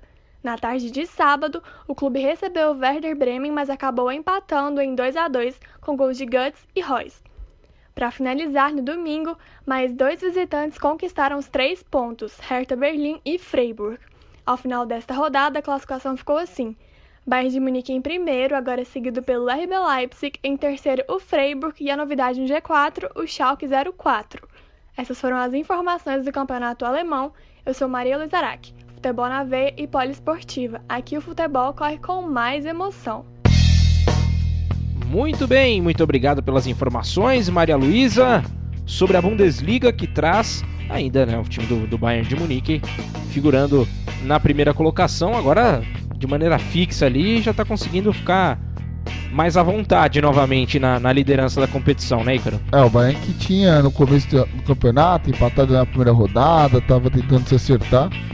Agora é o time sensação, 4 vitórias, 2 empates, nenhuma derrota, com o Philippe Coutinho jogando muito bem. Se adaptou bem, hein? Se adaptou muito rápido, e o Bayern de Munique já falou: vocês já quer que eu pague os 90 milhões de euros agora ou quer esperar um pouquinho pro Barcelona? Porque o Philippe Coutinho caiu nas graças da equipe do Bayern. É o Bayern que perdeu na última temporada 2 grandes ídolos, né? A aposentadoria do Arjen Robben, que, por coincidência ou não, é um cara que coincide um pouco com o estilo do Philippe Coutinho, tem aquela, só que no lado diferente de cortar pra dentro e bater. É verdade, só que ao invés disso ele corta pra esquerda e bate, né? Só que no caso do Coutinho ele corta pra direita e bate. E também a saída do Franck Ribéry, que tá tendo um bom sucesso agora nesse início do Coutinho. Jogando bem na Fiorentina, né? Daqui a pouco o Kaique traz as informações. Mas o Bayern tá super bem, tipo, tá muito apertado ainda. O próprio Borussia, que a Maria Luísa Araque citou, que tá tropeçando, tá 3 pontos do Bayern. Então é aquele campeonato que tá interessante porque ainda tem a briga entre o primeiro e o 8º. O problema é quando começar a se distanciar muito o Bayern. Então tem que ficar muito esperto com a liderança do clube bávaro, porque o Bayern é o seguinte: deixou chegar na frente, pra segurar é muito complicado. E o Eintracht Frankfurt, que estava ali pertinho da zona de rebaixamento no nosso último programa, já subiu para a 9ª colocação, tá ali com 10, né, depois dessa última vitória, então já começa a ficar um pouquinho melhor a situação também do Eintracht Frankfurt. Então vamos agora fazer o seguinte, depois de as informações terem sido dadas para nós sobre a Bundesliga, vamos agora a um rápido intervalo. Já já a gente volta para conclusão do nosso programa, falaremos ainda sobre muitos assuntos, muitas coisas legais, então não saia daí. Daqui a pouco a gente volta com mais Futebol na Veia aqui na Poliesportiva, onde o futebol corre com mais emoção, então aguarde, já a gente volta.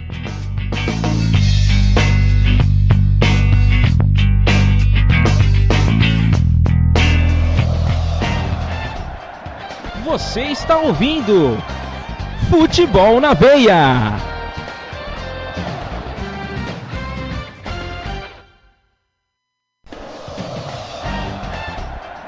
Você está ouvindo Futebol na Veia.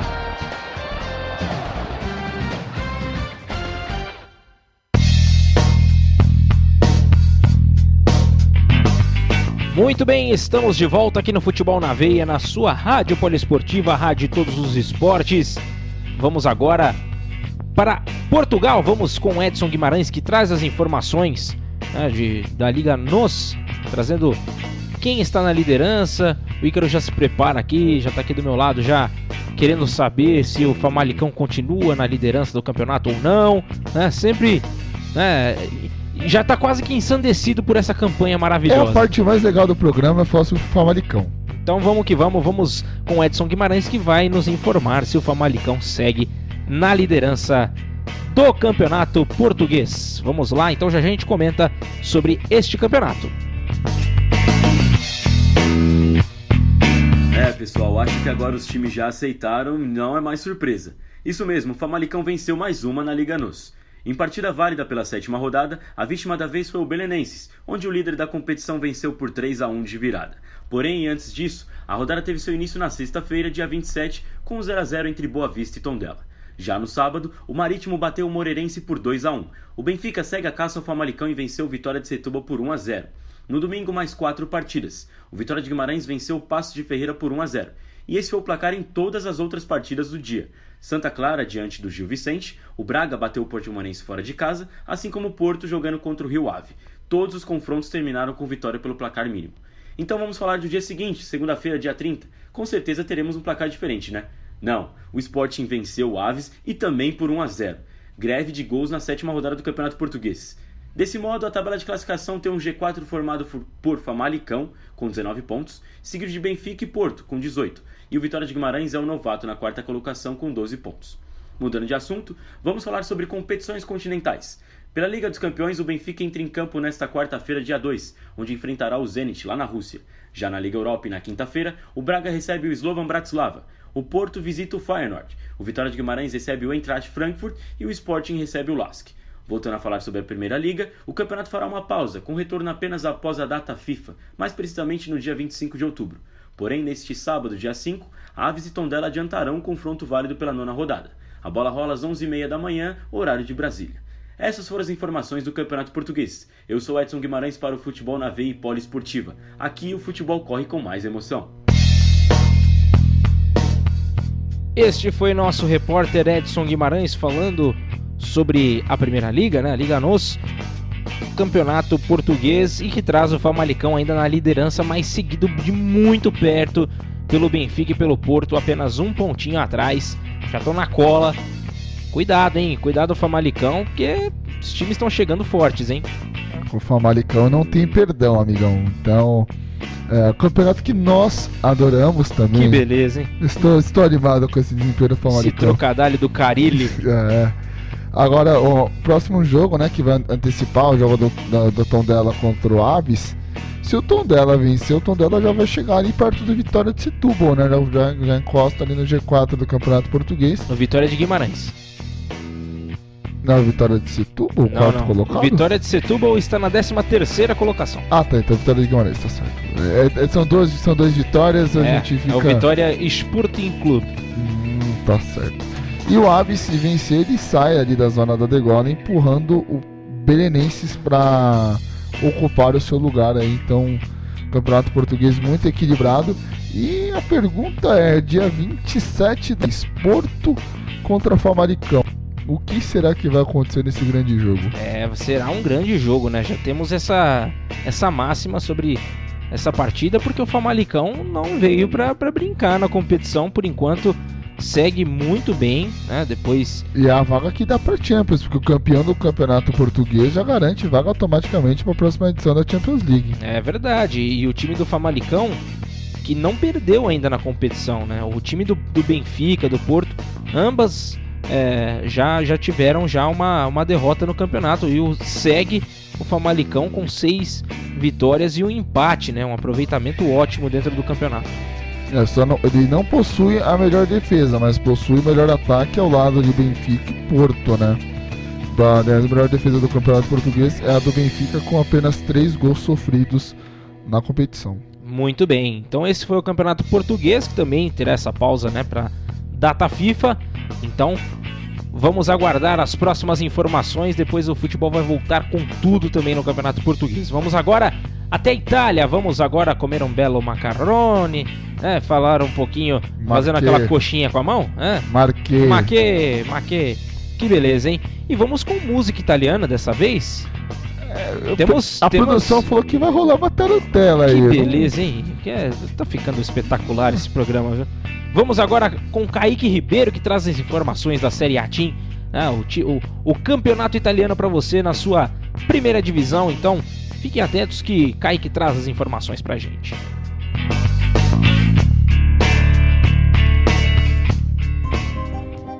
Ciao amici do Futebol na Veia! Na sexta rodada da Série A Team, os 3 primeiros colocados da competição não decepcionaram. No sábado, primeiramente, a Juventus bateu a Spal em casa por 2-0, com um golaço de Pjanic e mais um tento dele, CR7.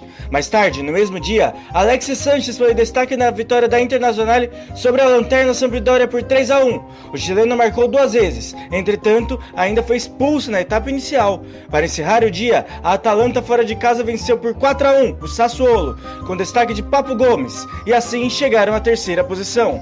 No domingo, os jogos começaram com a vitória do Napoli por 2-1 sobre o Brescia. O destaque fica por conta de Mario Balotelli, que marcou seu primeiro gol com a camisa de seu novo clube. As equipes da capital também venceram na rodada. A Lazio recebeu o Genoa no Estádio Olímpico e venceu os Rossoblu numa goleada por 4-0, e com isso, os visitantes entraram na zona de rebaixamento. Já a Roma visitou o Lecce e venceu com gol de Dzeko por 1-0. A Udinese voltou a vencer no campeonato, diante do Bologna por 1-0 no Friuli em Udine, e também tivemos o único empate da rodada entre Cagliari e Verona por 1-1. No último jogo do domingo, a Fiorentina deu uma aula em pleno San Siro, e com a excelente atuação de Ribéry e Chiesa, a Viola bateu o Milan por 3-1, amargando ainda mais a crise rossoneira que chegam ao 16º lugar. Fechando a rodada, Parma e Torino fizeram um jogaço no Ennio Tardini, e com direito a 4 gols no primeiro tempo, expulsão do brasileiro Bremer, pênalti perdido e com gol no final, os donos da casa derrotaram o Toro por 3-2. E na próxima rodada teremos 2 duelos de destaque. No sábado, Genoa e Milan fazem o duelo das crises na Itália, e no domingo teremos nada mais nada menos que o Derby da Itália, que coloca frente a frente Internazionale e Juventus no Giuseppe Meazza. O confronto, além de já ser quente pela rivalidade entre ambos e o embate entre Antônio Conte e Maurizio Sarri, vale a liderança da Série A Team. Falando de extracampo, o Milan vive uma crise com seu técnico Marco Giampaolo, que parece não ter fim. Entretanto, Paolo Maldini, dirigente e ídolo do clube, garante a permanência do técnico. Mas a mídia italiana já fala de alguns nomes como de ex-comandantes do Rossoneiro, como Gennaro Gattuso e Massimiliano Allegri, além de outros italianos como Luciano Spalletti e Claudio Ranieri, para substituir Giampaolo no cargo. Enfim, a Juventus tenta na justiça ser confirmada como campeã italiana da temporada 2005-2006. O título foi retirado dos bianconeres devido à corrupção no ano de 2005, envolvendo vários times italianos. O título faria com que a Juventus tivesse o 30º Scudetto em sua história. Essas foram as informações do Calcio dessa semana com Kaique Ribeiro. Futebol na veia e poliesportiva. Aqui o futebol corre com mais emoção. Arrivederci! Com musiquinha de fundo e tudo. Kaique Ribeiro trazendo as informações da Série A Team, que traz a Inter de Milão na primeira colocação. Time sensação do campeonato com 6 jogos e 6 vitórias, né? 100% de aproveitamento do time da Inter, seguido pela Juventus com 16 pontos, né? Que teve um empate aí, 5 vitórias e um empate. Depois vem a Atalanta na terceira colocação com 13, Napoli com 12, Roma com 11 na quinta colocação e na sexta a Lazio com 10. O campeonato italiano muito equilibrado nesse início do Calcio. Destaque no próximo final de semana teremos depois da data FIFA, o derby da Itália, que é o derby entre Inter e Juventus, que pode definir quem será o líder do campeonato italiano. Aliás, vai ter outro derby fora do campo, né, que é uma palhaçada a equipe da Juventus, que foi beneficiada pelo Calcio Caos em 2005, algo que poderia tirar até o título da Itália de campeão do mundo em 2006. Foi um rebuliço e tanto. Tipo, a Juventus caiu, disputou a Série B, ganhou, conseguiu se reformular, e agora entra na justiça. Não, quero ganhar o título que eu sei que foi meio na mão grande em 2005, eu quero recuperar aquele título. Então fica a dúvida de quais os argumentos que eles vão usar para tentar trazer esse título de volta, né? Porque a Juventus perdeu o certo, ela perdeu o título de 2004, 2005, 2006. Isso. Tanto que o Milan, naquele campeonato, o Milan também foi envolvido naquele escândalo, a equipe da Redina também foi envolvida, diminuiu, o Milan começou o campeonato com menos 6, a Redina começou com menos 30, enfim, foi um campeonato, não, menos 18, melhor dizendo, foi um campeonato muito louco a volta depois do título da Itália. Então a Juventus não precisa entrar na justiça para querer ganhar um título.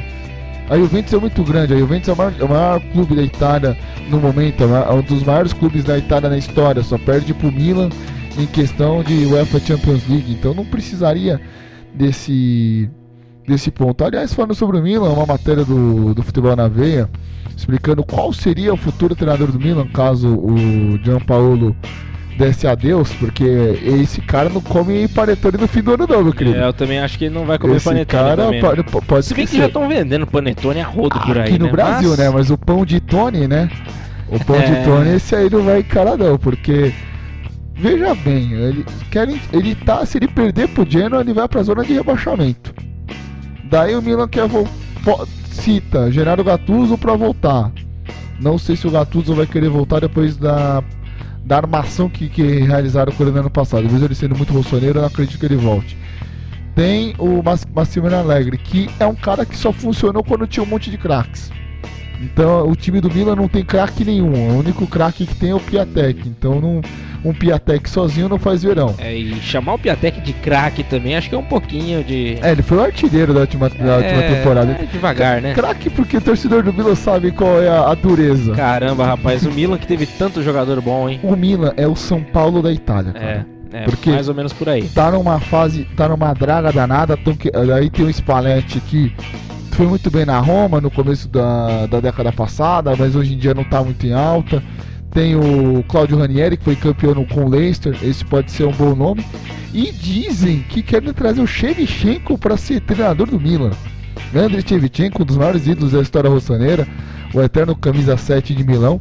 Só que é aquilo que eu falo aqui, igual ao São Paulo, você não pode ficar trazendo ex-jogador pra treinar. Só pra ficar queimando os jogadores. Já trouxe Inzaghi, já trouxe Sidorf, já trouxe Gattuso, Maldini, não deu certo o diretor técnico, agora trazer o Shevchenko. Daqui a pouco vão trazer o Kaká. Falou, Kaká, você tem um perfil meio igual do Zidane, você não quer assumir a bagaça não? Então não tem como. É aquilo, falta esse planejamento. O Milan, depois que foi, no final era Berlusconi, já tava uma porcaria. Daí foi vendeu para um grupo tailandês que quebrou o clube. Aí vendeu para o clube chinês que quebrou o clube. Agora está com um grupo norte-americano que tenta se reerguer, mas esse grupo norte-americano não tem a noção do que é o Milan, do que é a marca Milan na Europa.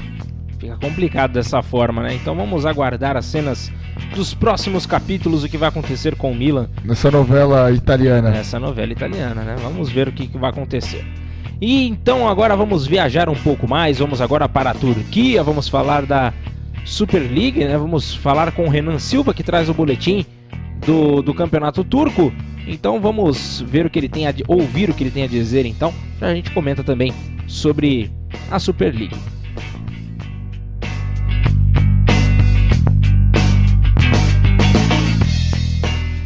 A sexta rodada da Super League teve início no último sábado. com um decepcionante derby de Istambul entre o Galatasaray e o Fenerbahçe no estádio Turk Telekom, que terminou sem gols. O Canário Amarelo se mantém na vice-liderança com 11 pontos, superando o Gaziantepspor no saldo de gols, enquanto o Leão ocupa a 7ª posição.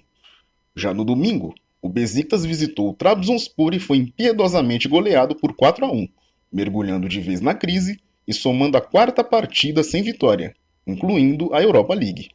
O Águia Negra é o primeiro na zona de rebaixamento, com um mísero 5 pontos em 12 disputados. Nesta quarta-feira, a plataforma de streaming DAZN anunciou a compra dos direitos para a transmissão da Super League no Brasil, em um contrato válido por 3 temporadas. A DAZN começa a transmitir a Super League já nesta sexta-feira, na partida que abre a 7ª rodada entre o Fenerbahçe e o Antalyaspor no estádio Ülker. No sábado, o atual bicampeão Galatasaray visita o Gençler Birliği, e no domingo, o Besiktas recebe o Alanyaspor no Vodafone Park. Essas foram as informações do futebol da Turquia. Eu sou Renan Silva, Futebol na Veia e Rádio Poliesportiva. Aqui o futebol corre com mais emoção.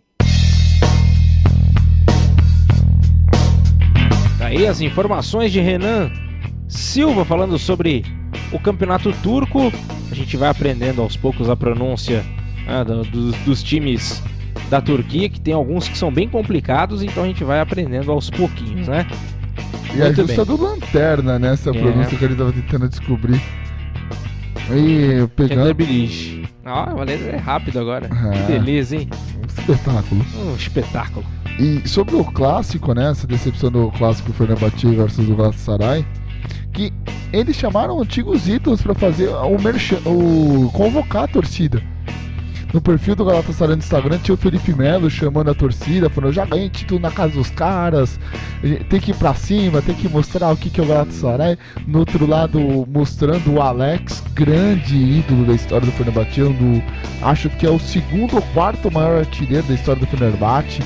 Então, ele que tem a estátua lá, ele que ele é endeusado, ele é um jogador que teve uma passagem muito feliz pelo Fenerbahçe. A Turquia é muito próxima da Alemanha. Quando teve a final da Champions League de 2015, que foi entre Barcelona e Juventus no Estádio Olímpico de Berlim, os torcedores saíram da Turquia para ver o Alex, porque o Alex era comentarista da ESPN. Tipo, o hotel ficou mais cheio do que tudo. O pessoal, pô, mas o que tá acontecendo? Tem um ex-jogador de futebol, é quem? O Alex. Fizeram o inferno do Alex, porque ele tem esse rótulo como ídolo mesmo do futebol turco. E o Alanyaspor, que tá firme e forte na liderança, é o único invicto, né, do turcão até agora. A gente falou há pouco sobre 3 empates dos 3 primeiros colocados, e aconteceu a mesma coisa aqui também na Turquia. O Alanyaspor, o Fenerbahçe e o Gaziantep todos empataram na última rodada. Então fica como estava na outra rodada, né? O Trabzonspor venceu, chegou na 4ª colocação com 9 pontos, acabou ultrapassando o Sivasspor, então segue mais ou menos da mesma forma. Foi a única equipe que venceu ali dos 5 primeiros, né? O Trabzonspor. Isso. Chegando somando assim 9 pontos. O Sivasspor que também empatou. É um campeonato que tá abrindo, né? O Alanyaspor, né? Alanyaspor. Alanyaspor tá abrindo.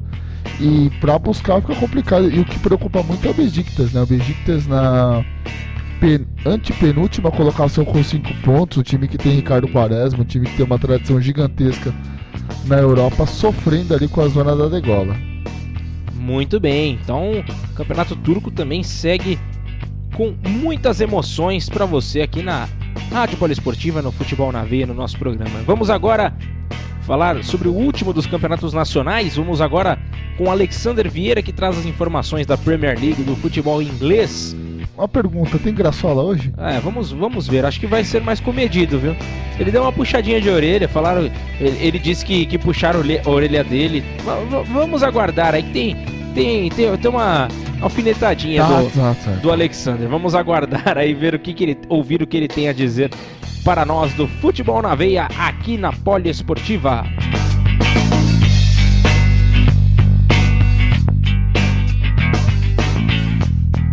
A Premier League continua a todo vapor e teve a sua 7ª rodada iniciada pelo Liverpool. Os Reds bateram o Sheffield United por 1-0 na falha do goleiro em chute de Wijnaldum. Foi sofrido, foi chorado, mas os Reds continuam na liderança.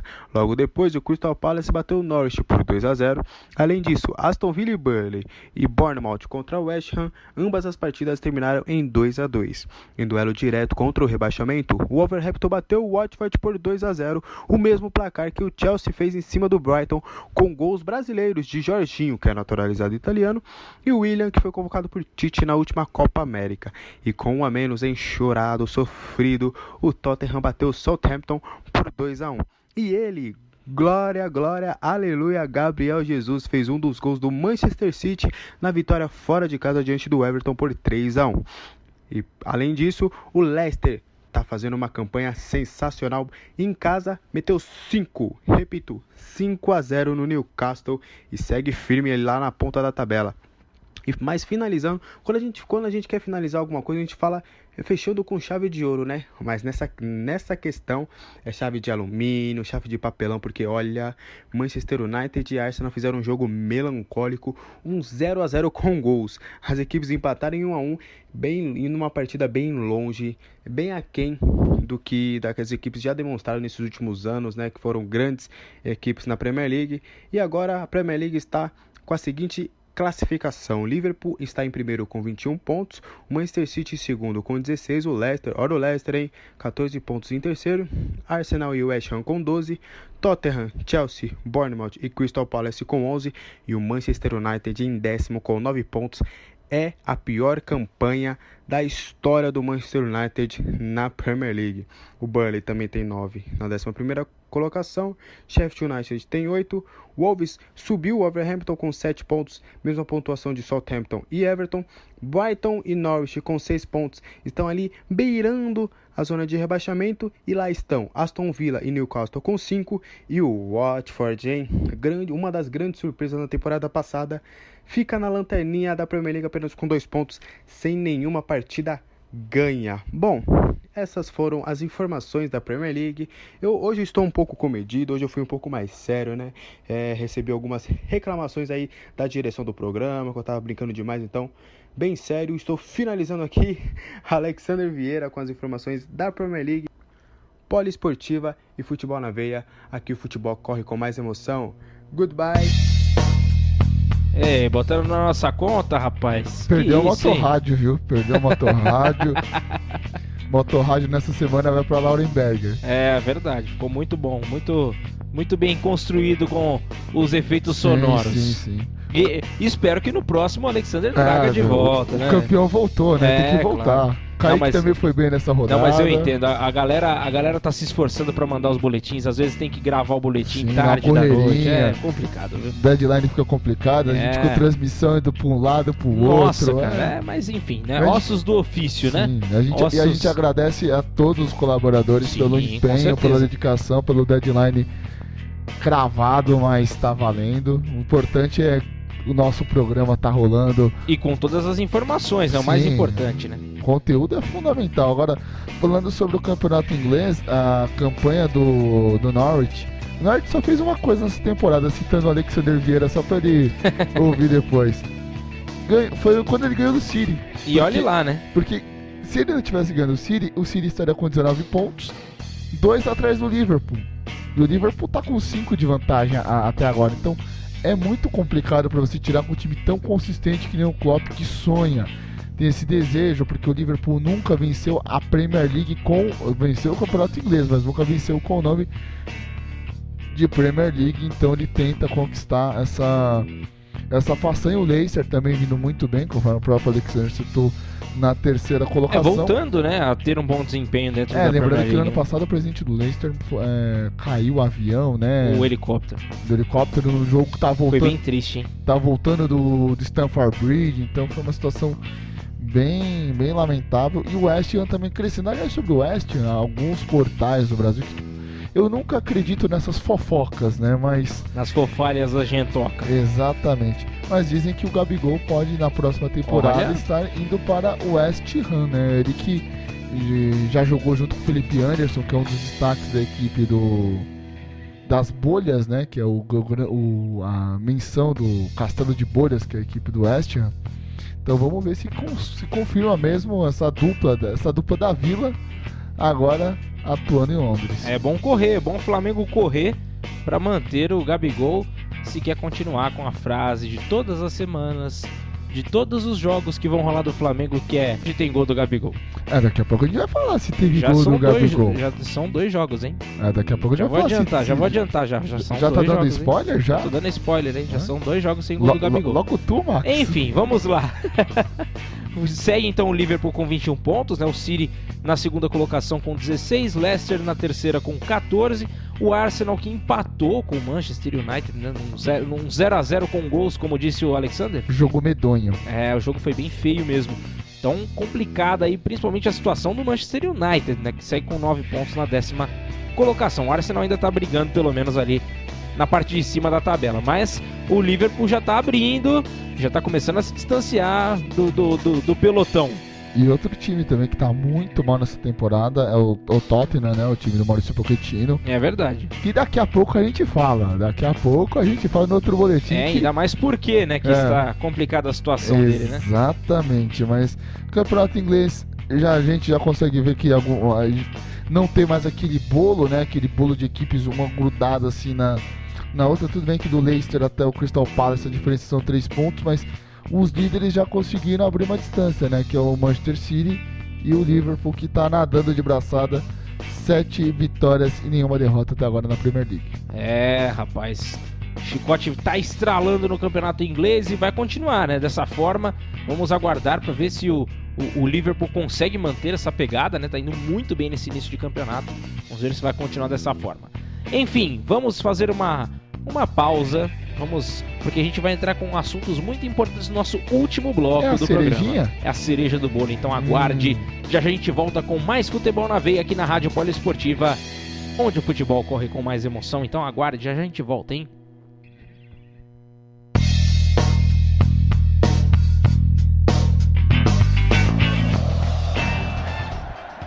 Você está ouvindo Futebol na Veia.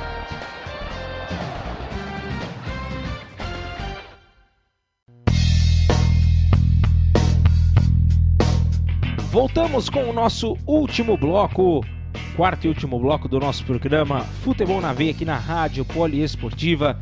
E vamos agora para a estreia deste programa. Vamos agora com Rafael Almeida, que vai trazer tudo sobre a Liga dos Campeões da Europa. Então ele traz as informações pra gente e você vai ficar ligado, muito bem informado também, com Rafael Almeida, então nosso estreante do programa.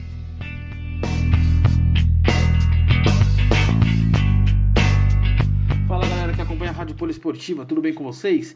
Eu sou o Rafael Almeida e vou falar um pouco de como foi esta segunda rodada da Liga dos Campeões da Europa. Na terça-feira, o Real Madrid recebeu a equipe belga do Brugge e empatou pelo placar de 2-2. Surpreendentemente, o placar virou 2-0 para a equipe de visitante, com 2 gols marcados pelo nigeriano Dennis.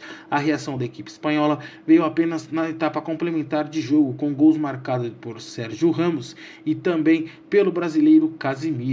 No segundo jogo da chave, a equipe do Paris Saint-Germain viajou até a Turquia e conseguiu a vitória diante da equipe do Galatasaray por 1-0, gol marcado pelo argentino Icardi. Agora a equipe francesa lidera o grupo A com 6 pontos e o Real Madrid vem na lanterna com 1 ponto conquistado apenas. No grupo B, a equipe do Tottenham, a atual vice-campeã da competição, recebeu o Bayern de Munique. Aí a equipe alemã simplesmente atropelou a equipe do Tottenham jogando na Inglaterra pelo placar de 7-2. O destaque da partida foi o alemão Serge Gnabry, que marcou 4 dos 3 gols na goleada da equipe alemã diante do Tottenham jogando na terra da rainha. No grupo D da competição, a Juventus recebeu a equipe do Bayer Leverkusen no estádio Juventus Stadium e conseguiu a vitória por 3-0 com gols marcados por Cristiano Ronaldo, por Higuaín e por Bernardeschi. Agora a equipe italiana lidera o grupo D com 4 pontos, seguido pelo Atlético de Madrid, que viajou à Rússia e conseguiu bater o Lokomotiv Moscou pelo placar de 2-0. Agora com jogos na quarta-feira, o destaque do grupo E foi a vitória do Liverpool por 4-3 diante do RB Salzburg.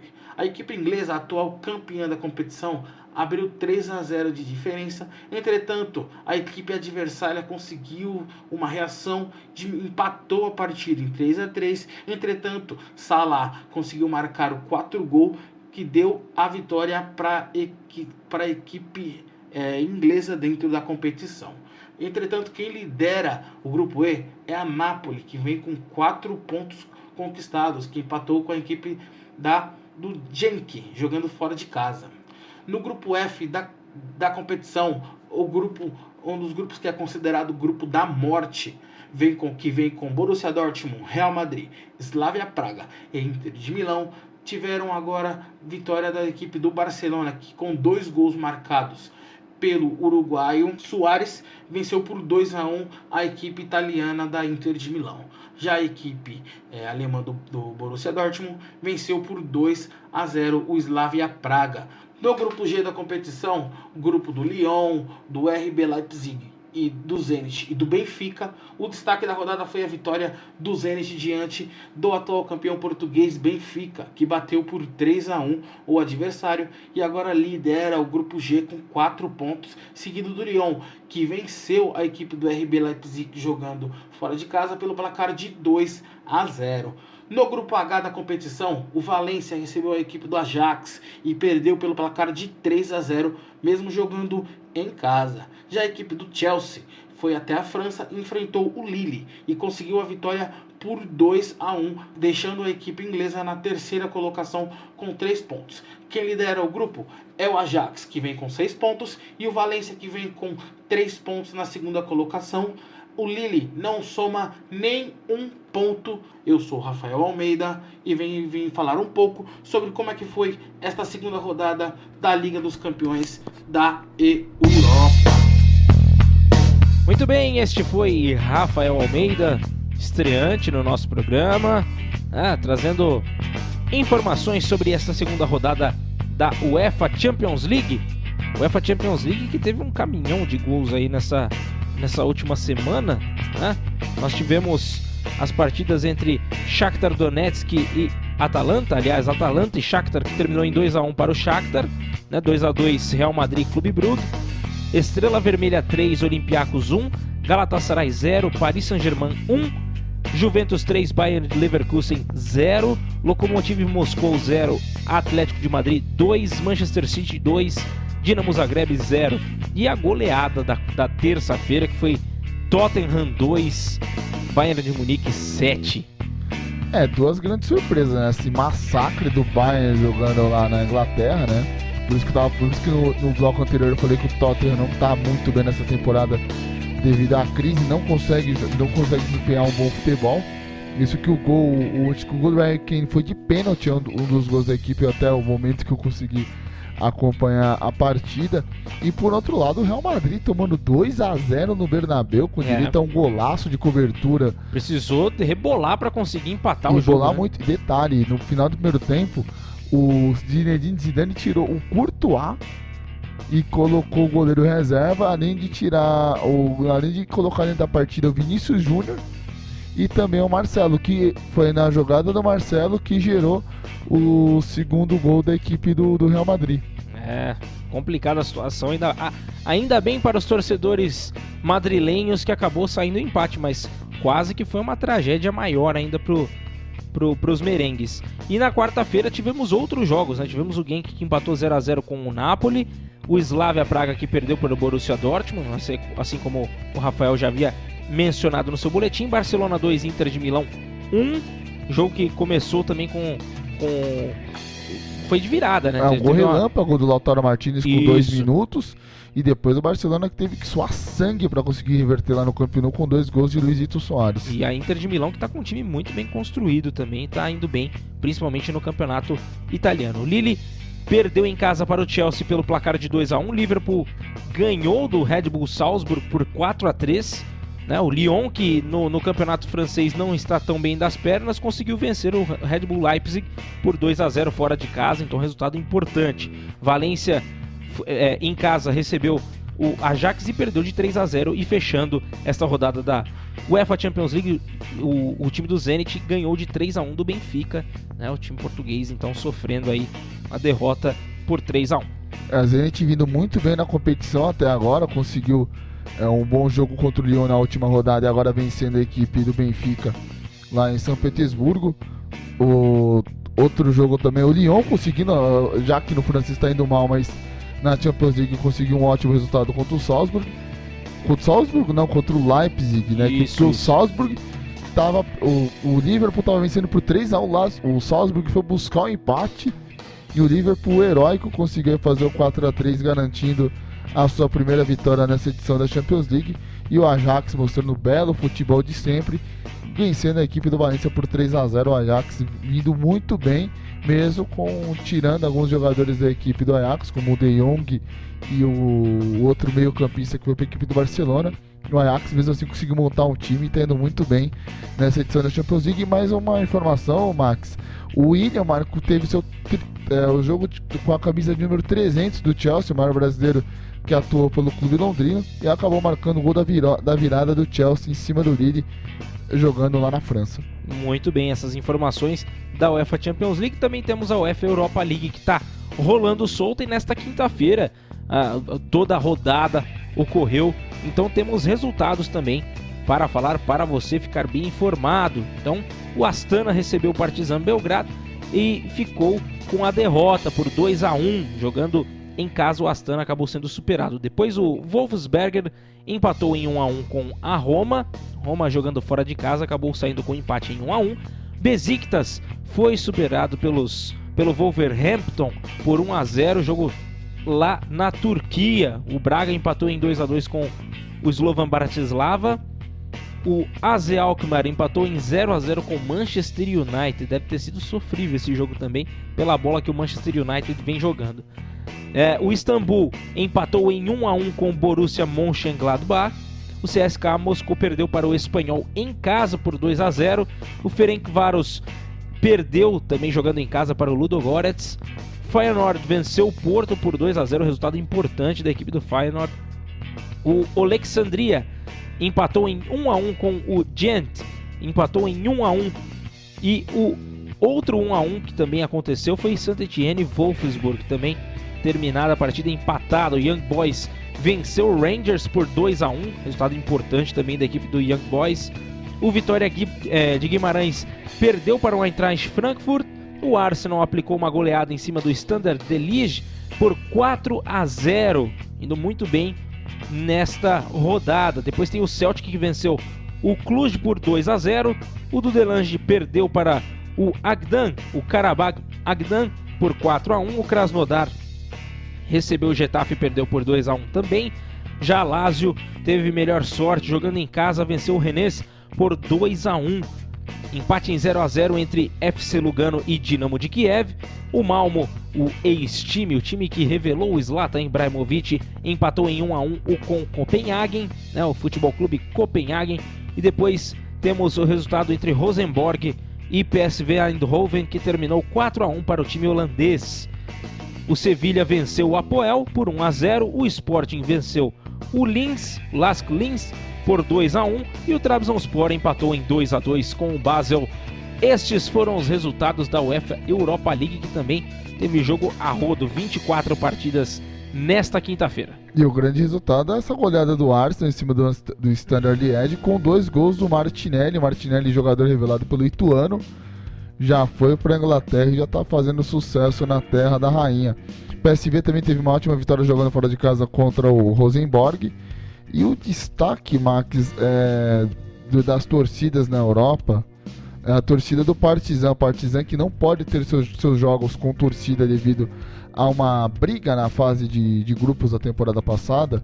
Sabe qual foi a alternativa que o Partizan Belgrado encontrou pela UEFA para não ter banimento da sua torcida? Simples. Vamos colocar crianças das escolas de Belgrado para assistir o jogo. Olha. Vai a criançada, vai a professora ficando no meio da torcida e a criançada colocou no último jogo da Europa League, levou 20 mil torcedores. Ai, que beleza. Só de crianças. Assim você tira a violência. Foi uma festa também muito bonita, com as crianças com a faixa do Partizan. Isso é legal, Partizan, que é um clube de muita tradição no futebol do leste europeu. E você conseguindo amenizar esses problemas culturais. Não é porque os marmanjos acabam arrumando briga que você vai influenciar as crianças. As crianças já sabem torcer de uma maneira bacana e civilizada. E ainda mais com alguém orientando para que essas crianças possam torcer da melhor forma, né? Isso é muito importante. E agora vamos continuar falando sobre campeonatos continentais, né? Vamos falar sobre Copa Libertadores da América, que também já vem se estreitando. Estamos na fase semifinal e as partidas durante esta semana que movimentaram foram River Plate e Boca Juniors, num encontro que se esperava, né, todo o calor do futebol argentino, aquele receio se ia ter, né, mais uma vez, aquele espetáculo horroroso, né, que teve nessa última temporada, mas com relação à torcida tudo tranquilo, mas dentro de campo o jogo foi eletrizante e teve muita briga entre os jogadores também de River Plate e Boca Juniors. Fato é que o River saiu como vencedor, venceu por 2-0 o time do Boca Juniors e agora tem o jogo da volta. Vamos aguardar para ver o que vai acontecer, né, Ícaro? É um jogo que teve a arbitragem do Rafael Klaus. Logo no começo do jogo, um pênalti marcado pelo árbitro de vídeo. O Rafael Klaus não viu, aí o Borrell acabou marcando o primeiro gol da equipe do River Plate. O Boca perdeu um gol incrível, que seria o gol de empate numa jogadaça do Ávila, entregando pro... Agora eu não vou lembrar de cabeça quem foi o jogador do Boca, mas acabou mandando a bola lá em La Bombonera, acabou isolando no Monumental de Nunes, e o River depois marcando 2-0, o River abrindo uma ótima vantagem, o River que busca o bicampeonato. Lembrando que bicampeão da Libertadores não acontece há muito tempo, se não me falha a memória. O último bicampeão da Copa Libertadores foi justamente o Boca na temporada 2000-2001. É verdade, o segundo gol foi marcado por Inácio Fernandes e ainda deu tempo do jogador Nicolás Capaldo ser expulso ainda no finalzinho do jogo pelo lado do Boca Juniors. Se não tem um expulso, né? Pelo menos um, né? Nesse clássico das Américas, né? Não tem graça. Não é Boca e River. E pela outra semifinal, né, entre times brasileiros, numa semifinal com argentinos, a outra semifinal com brasileiros, o Grêmio empatou em 1-1 com o Flamengo. O Flamengo que teve maior posse de bola, teve o maior domínio da partida, mas não conseguiu anotar os gols necessários. Aliás, até anotou, mas foram, né, anulados pelo VAR e teve reclamação e tudo por parte do Flamengo. O Jorge Jesus reclamou muito do gol do Grêmio, que o jogador do Flamengo teria caído no chão, teria ocorrido uma falta. Não, acho que até o próprio o Jorge Jesus, ele não reclamou tanto. Quem reclamou muito, que deu declarações falando sobre fair play e tudo mais, foi o Felipe Luiz. Felipe Luiz, que teve um entreveiro também com o William Arão, teve durante a partida os dois quase brigaram lá, tiveram alguns lances curiosos durante essa partida entre Grêmio e Flamengo. O fato é que tá tudo em aberto ainda, né? O Felipe Luiz que tem essa cultura do Cholo Simeone, né, que foi o técnico dele no Atlético de Madrid, então se entende-se um pouco o Felipe Luiz, um jogador um pouco mais sanguíneo dentro do jogo, mas um jogo muito equilibrado. O Flamengo, lógico, dominou as ações durante 60 minutos, mas os últimos 30 minutos de jogo o Grêmio também conseguiu mostrar um pouco de futebol, tanto que conseguiu um empate no finalzinho do jogo. A decisão para o Maracanã está entreaberto, da mesma maneira que o Flamengo pode chegar e golear a equipe do Grêmio. O Grêmio também já mostrou que sabe jogar fora de casa, conseguiu vencer a equipe do Libertad na fase de grupos quando precisava vencer para garantir a classificação. Depois ganhando o Libertad nas oitavas jogando fora de casa, eliminou o Palmeiras jogando no Pacaembu, virando o jogo, porque tinha começado perdendo o jogo por 1-0, conseguiu a virada para 2-1 e garantiu a vaga para as semifinais. Então esse time do Renato, sinceramente, não dá para duvidar de nada, então é uma semifinal que ainda está entreaberta. E teremos muitas emoções ainda na Libertadores, lembrando que as partidas serão disputadas entre Boca Juniors e River Plate, será disputada no dia 22 de outubro, na terça-feira, e na quarta-feira entre Flamengo e Grêmio. Então, dia 22 e 23 de outubro, o segundo jogo das semifinais da Libertadores da América. Vamos agora voar, vamos ao outro lado do mundo, vamos agora viajar para a Liga dos Campeões da Ásia, que também está na sua fase semifinal e teve também os jogos da primeira mão ainda, né? Tivemos Al Sadd e Al Hilal. Esta partida terminou em 4-1. O jogo que rolou nessa última terça-feira. 4-1 pro Al Hilal jogando fora de casa, meu querido. O Al Hilal era o time treinado pelo Jorge Jesus. Exatamente. Que levou agora recentemente o Quejar, né? O Quejar foi jogar no Al Hilal. Então é uma equipe que vem fazendo investimento forte. Há umas 2 temporadas que ela quer se tornar o grande gigante do futebol asiático. E por enquanto está conseguindo, mas do outro lado tem o Guangzhou, tem o Red Diamonds, então a briga promete ser boa para esse título da Champions da Ásia. Então é exatamente onde eu vou chegar agora. E tem o Urawa Reds, que venceu o Guangzhou Evergrande na primeira partida também dessa semifinal por 2-0 e vai, né, ter essa vantagem agora de 2 gols, não tomou nenhum, né, jogando em sua casa o Urawa, então segue com uma ótima vantagem para o jogo 2, que será disputado também, assim como na Copa Libertadores da América, nos dias 22 e 23 de outubro. O Al Hilal então recebe o Al Sadd e o Guangzhou Evergrande recebe o Urawa Reds, Urawa Red Diamonds. Ícaro Dias. Agora vamos esperar esses jogos maravilhosos, como eu já diria, aquele maravilhoso... Esses jogos maravilhosos! Maravilhoso, Luiz Roberto. Lembrando que o Mundial já tem uma vaga, né? O Monterrey já tá no Mundial, então vamos esperar o Monterrey, o Liverpool. Esse Mundial que promete, né? Lembrando que na próxima temporada muda a dinâmica, né? Na próxima temporada já teremos acho que não teremos o Mundial, né? Porque em 2021 teremos a Copa do Mundo de Clubes. Estão querendo modificar, com né? 16 equipes, algo que eu acho maravilhoso, tendo os 4 grandes da Europa, 4 grandes da América do Sul, enfim. A FIFA tentando inovar para tentar dar mais glamour aos seus torneios com seus clubes. Tem que levar a galera da UEFA para divulgar o negócio, para ficar ainda mais bonito, né? Se não tem a UEFA para divulgar, o futebol não vai rolar. É verdade. Muito bem. Este foi o nosso programa de número 7. Essa foi a nossa 7ª edição do Futebol na Veia, com muitas emoções, muita coisa boa do futebol pelo mundo. Você fica bem informado, com descontração também em alguns momentos, né? Mas não deixamos de lado a informação, que é o principal, né? Corretíssimo, Gabriel. Aliás, agradecer a todo mundo que está acompanhando, está divulgando, está compartilhando, está seguindo as nossas redes sociais. Dê sugestões, dicas, qual campeonato que você gostaria de ouvir? Tem algum que você ainda não ouviu aqui no Futebol na Veia e que você quer ouvir? Então você também faz o nosso programa. Você pediu, a gente faz. Exatamente. Então esse programa é feito para o torcedor. Claro. E por torcedores, que todo mundo aqui ama o futebol, realmente tem o futebol na veia e gosta muito de falar nesse esporte maravilhoso que encanta o mundo. Isso mesmo, isso mesmo. Então agradecemos mais uma vez a audiência, agradecemos a todo mundo que tem, né, compartilhado o nosso vídeo, que tem compartilhado também, né, o nosso site, mandado o link para poder escutar também. Então, muito importante, siga lá www.radiopoliesportiva.com.br, esse é o nosso site, tá? Lá você encontra notícias do futebol, de basquete, vôlei, de tudo quanto é coisa que você possa imaginar ligado ao esporte, você vai encontrar ali. Lembrando que temos colunas também, né, falando sobre o esporte de maneira geral. Transmissões e também, parte feminina, né? Transmissões dos mais diversos esportes. Acompanhe. Teremos o jogo 3, né, do basquete entre Corinthians e Mogi nesta sexta-feira às 8 horas da noite. E teremos também futebol no domingo. Teremos Palmeiras e Atlético Mineiro, se der tudo certo. Vamos ter a confirmação. Futsal também, Corinthians e Interelli, né? Vale vaga pro Timão na próxima fase do futsal. Tem também um grande jogo, Pinheiros e Osasco, né, pelo Campeonato Paulista de Vôlei Feminino, enfim.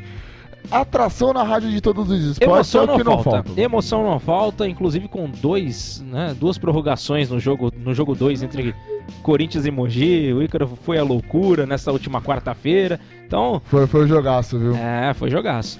Enfim, me despeço mais uma vez. Eu sou Gabriel Max, apresentei esse programa ao lado de Ícaro Dias. Muito obrigado, Ícaro. Muito obrigado, Gabriel. Muito obrigado ao ouvinte da Rádio Poliesportiva. E até o programa número 8. Isso mesmo, então nos despedimos até o próximo programa, o programa número 8, na semana seguinte.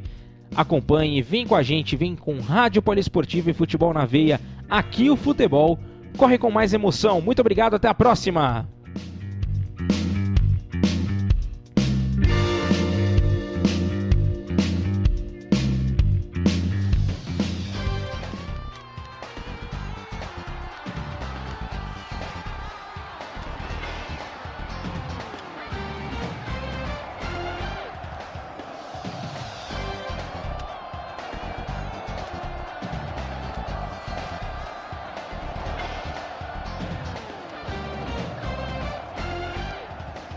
Termina agora.